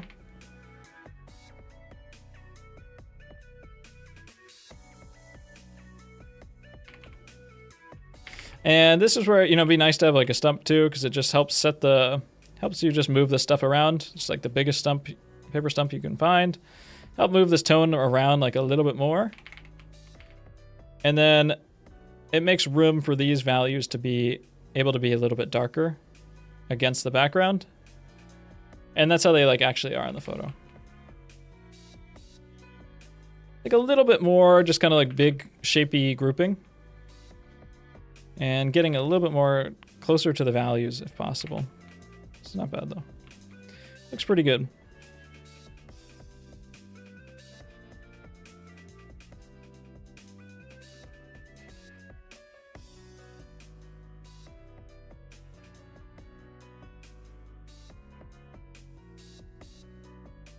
Caterpillars is making General Tso's chicken. And they need to watch out because I'm gonna drive. She's hanging her AK-47 out the window in traffic.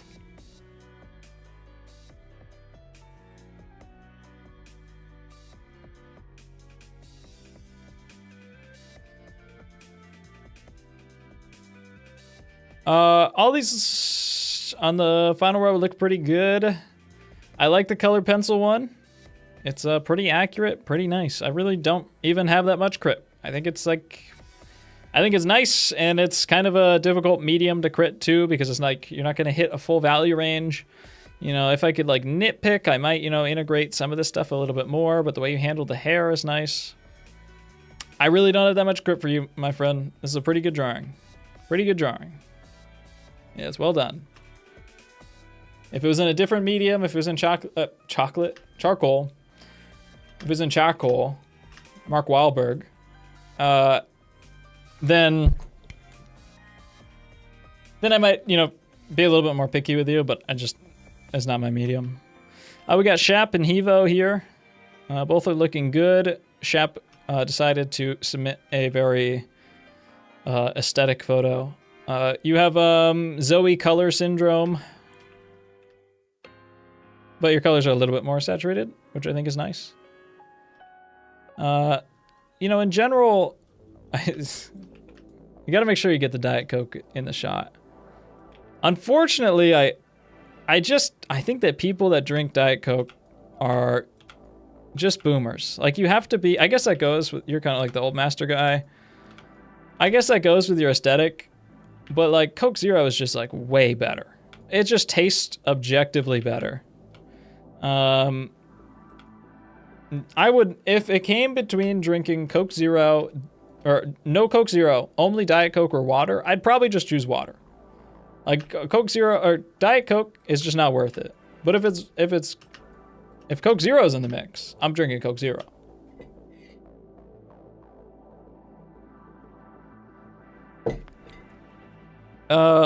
It's kind of really hard for me to see the actual level, the clarity of the edges in this photo. You know, it looks nice. You know, from from the pixels that I can see, it's definitely higher resolution. I have everything scaled down quite a bit on here.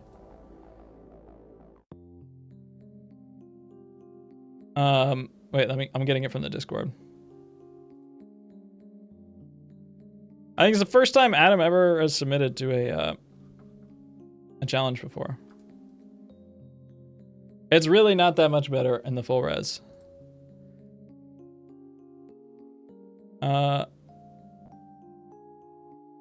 Yeah, I won't accuracy pill you because I'm not super accuracy pilled myself. I like the reference a lot, but wasn't the biggest fan of saturation of the flesh. Okay, so you tried to desaturate it.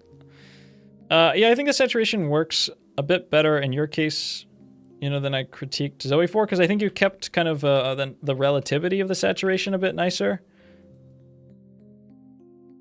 This photo is terrible, dude. This is a bad photo. You know, I would...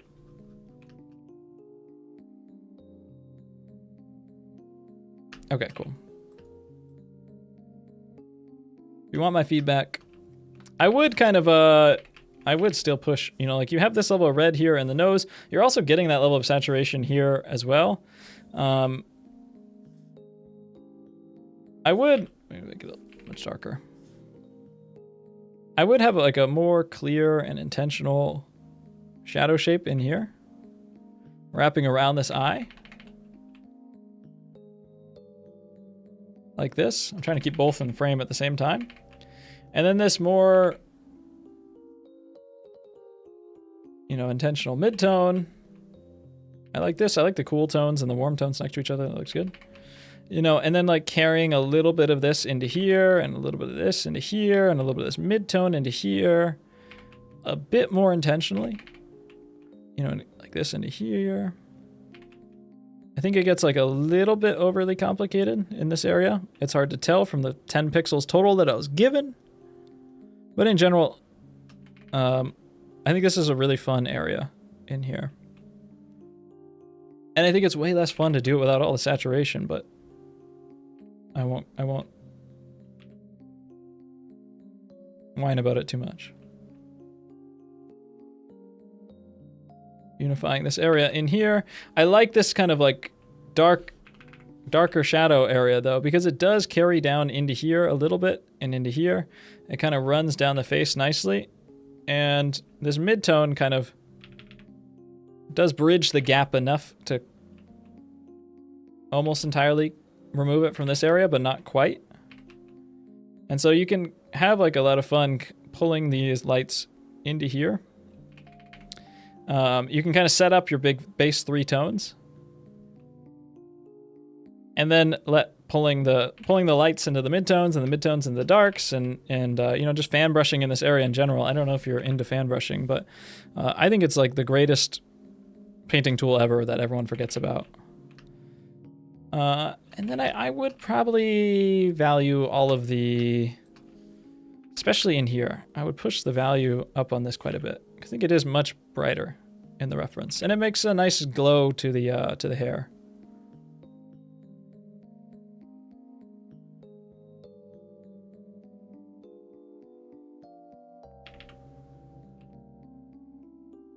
Makes a nice glow to the hair. Most of it's good.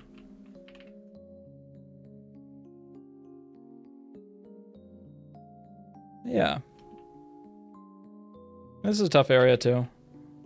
I would try to get a little bit more contrast in here. Whether you do it with like hue or value or whatever, it's up to you.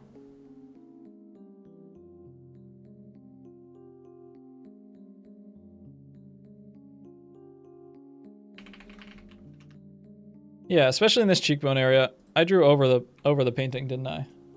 Let me copy it back. I don't even have chat open. I think you can be like a little bit more clear in the groups of this area without getting quite so muddy. And then, yeah, the lights. Very good, very good, very good. We only got a couple left. I think we got Hevo left. Hevo resubmitted under a new identity so they could get a crit.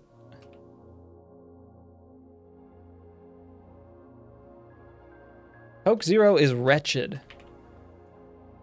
If you drink Diet Coke and you think Coke Zero is wretched, if you just don't like Coke at all, or Diet Soda at all, then I don't want to hear your opinion at all. But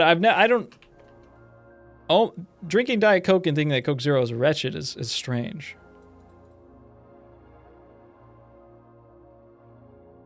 How do you actually use the fan brush properly? By setting up all of your base tones first with normal brushes, and then just taking a clean fan brush or a fan brush with like a little bit, let's say we're gonna brush this tone into here or this tone into here. Take, a clean fan brush. It doesn't have to be clean. You can just scrub it on a paper towel until it's mostly clean. And then you can dip it into a little bit of this tone on the palette, or just let it be totally clean. And you gotta make sure there's enough paint on the canvas. Paint doesn't flow and move properly unless it's thick enough. It needs to be quite thick in order to move properly and blend into each other. And then you drag in the direction of the form. And then you drag, you can wipe off that fan brush, then come into here and drag this down, and then you could wipe off fan brush, use a different fan brush for like the shadows areas, and drag into here. And it's goated. It's really goated. It makes all the little modeling transitions for you, and it helps you unify things. It's just the stump. It's just the stump. Yeah, it's just the stump. The fan brush is kind of like when you use a clean stump to let's say you put down a tone with your dirty stump or with the Conte or whatever a little bit too dark. You can use a clean stump and just go over it to remove a little bit of that tone and to unify it into the area. That's kind of how you use the fan brush in a lot of ways.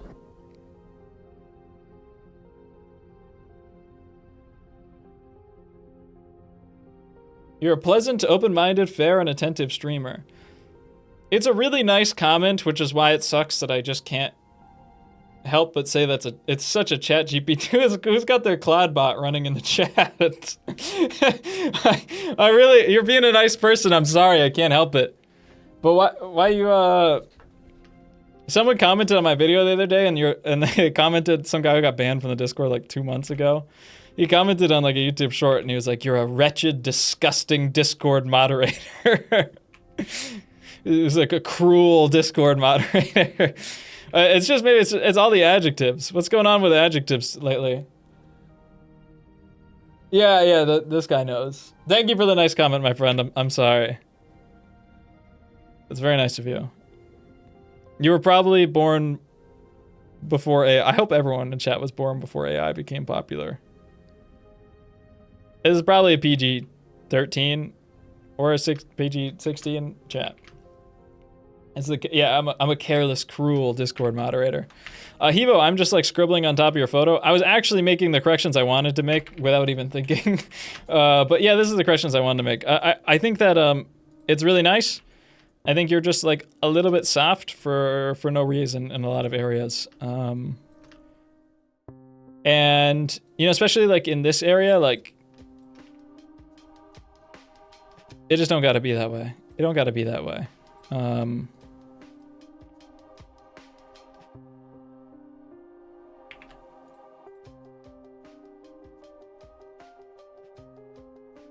Yeah, I'm like trying to, not make it like super Jake pilled, but like just that, like I turned down the opacity most of the way. I think it strengthens up a lot, and you could probably even just grab, the smudge, a little bit here. But I think that actually like hurts it. I think it hurts it. And then for areas like this, like it is more grouped together in the reference, and I think you have to be a little bit more intentional with the scribbles. I undid the layer change.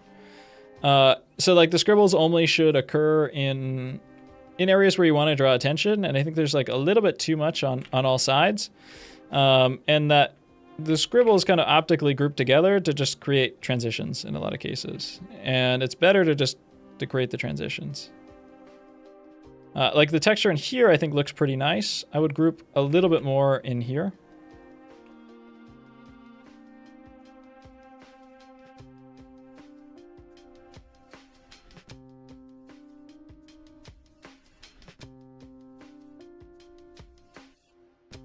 What the helly? All right, that person was not born before AI, never mind. Especially like you get like really clear plane changes and like in this like nice fold down the face.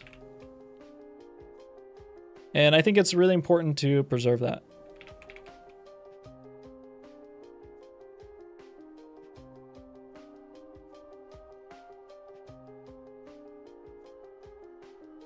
Right in here, in here. We don't need to be, let's just get unified in a little bit more.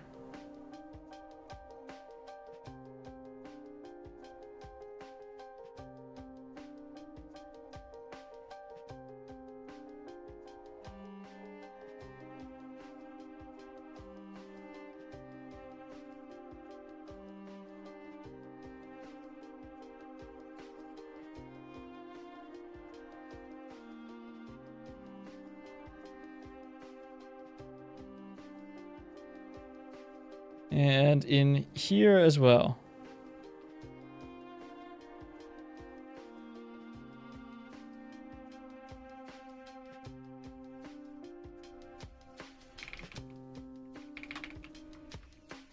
Yeah, just strengthening up and unifying. You guys probably get like really tired of me saying that by like 4 hours into the stream.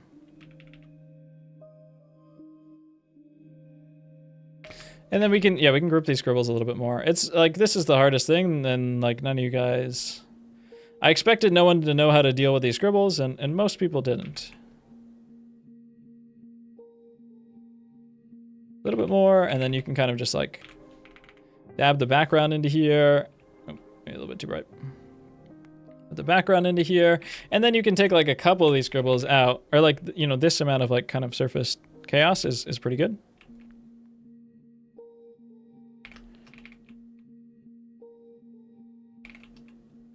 You know, if you want, even this is like a little bit much. That looks good. I like the purple light source. It looks nice. You're kind of catching it on, like catching a little bit of like rim light on here.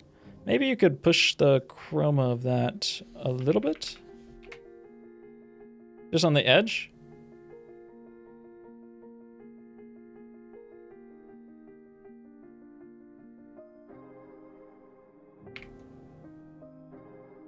And then like a little bit more chroma. Too much. In here. If you wanted to. You probably didn't want to deviate from the reference too much, but...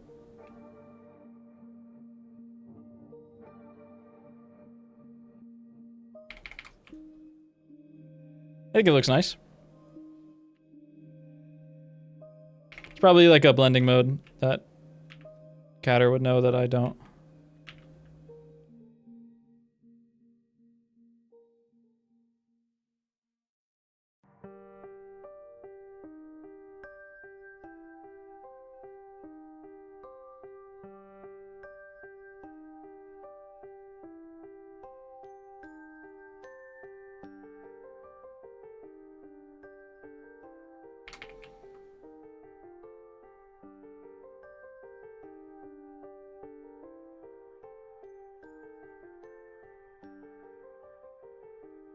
Yeah, maybe it's just a little bit more clear on the transition here.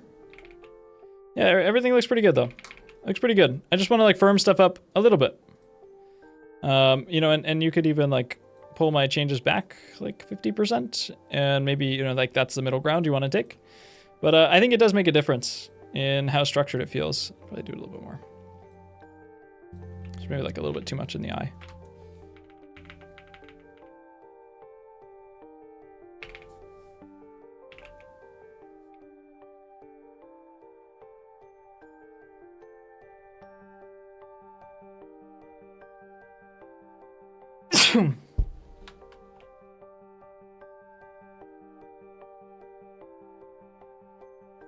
The shadows you added make him look ominous and menacing. I don't really think I did that much. Especially this area too. We're just like darkening that halftone a little bit and making it a harder edge. I think really, really improves that passage.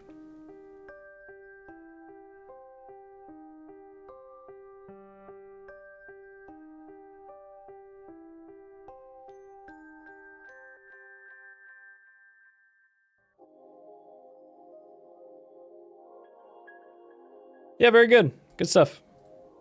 It's kind of like, I feel like maybe it's the same thing I always tell you, but if you didn't always do it, then I wouldn't always tell it to you.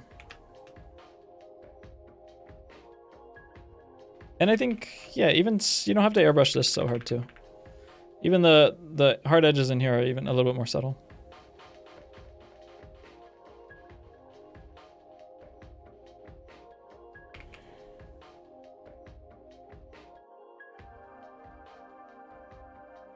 It's subtle stuff at this stage, but it does make a difference. All right, everybody. That is the crit stream. What are we at now? 3 hours and 44 minutes. That's pretty good for 70 submissions. It's pretty good. That's because most of you got skipped. Look and listen. Just watch the stream. Just watch the stream. I answered all the questions. All right, I answered all the questions. Just watch the stream. It's not that hard. It's only 4 hours of your life. Ask me to sit down and watch a 4-hour stream. Probably not happening. But that's why I'm the streamer and you're the streamee. Thank you, everybody, for coming to the Jake Don't Draw live stream Super Show experience. There's a new challenge posted tomorrow in the Discord and the challenge announcements chat. I'll also make a ping in the drawing challenges group. You can sign up for those notifications when you join the Discord. It's going to be a female figure, I imagine. Douchebag.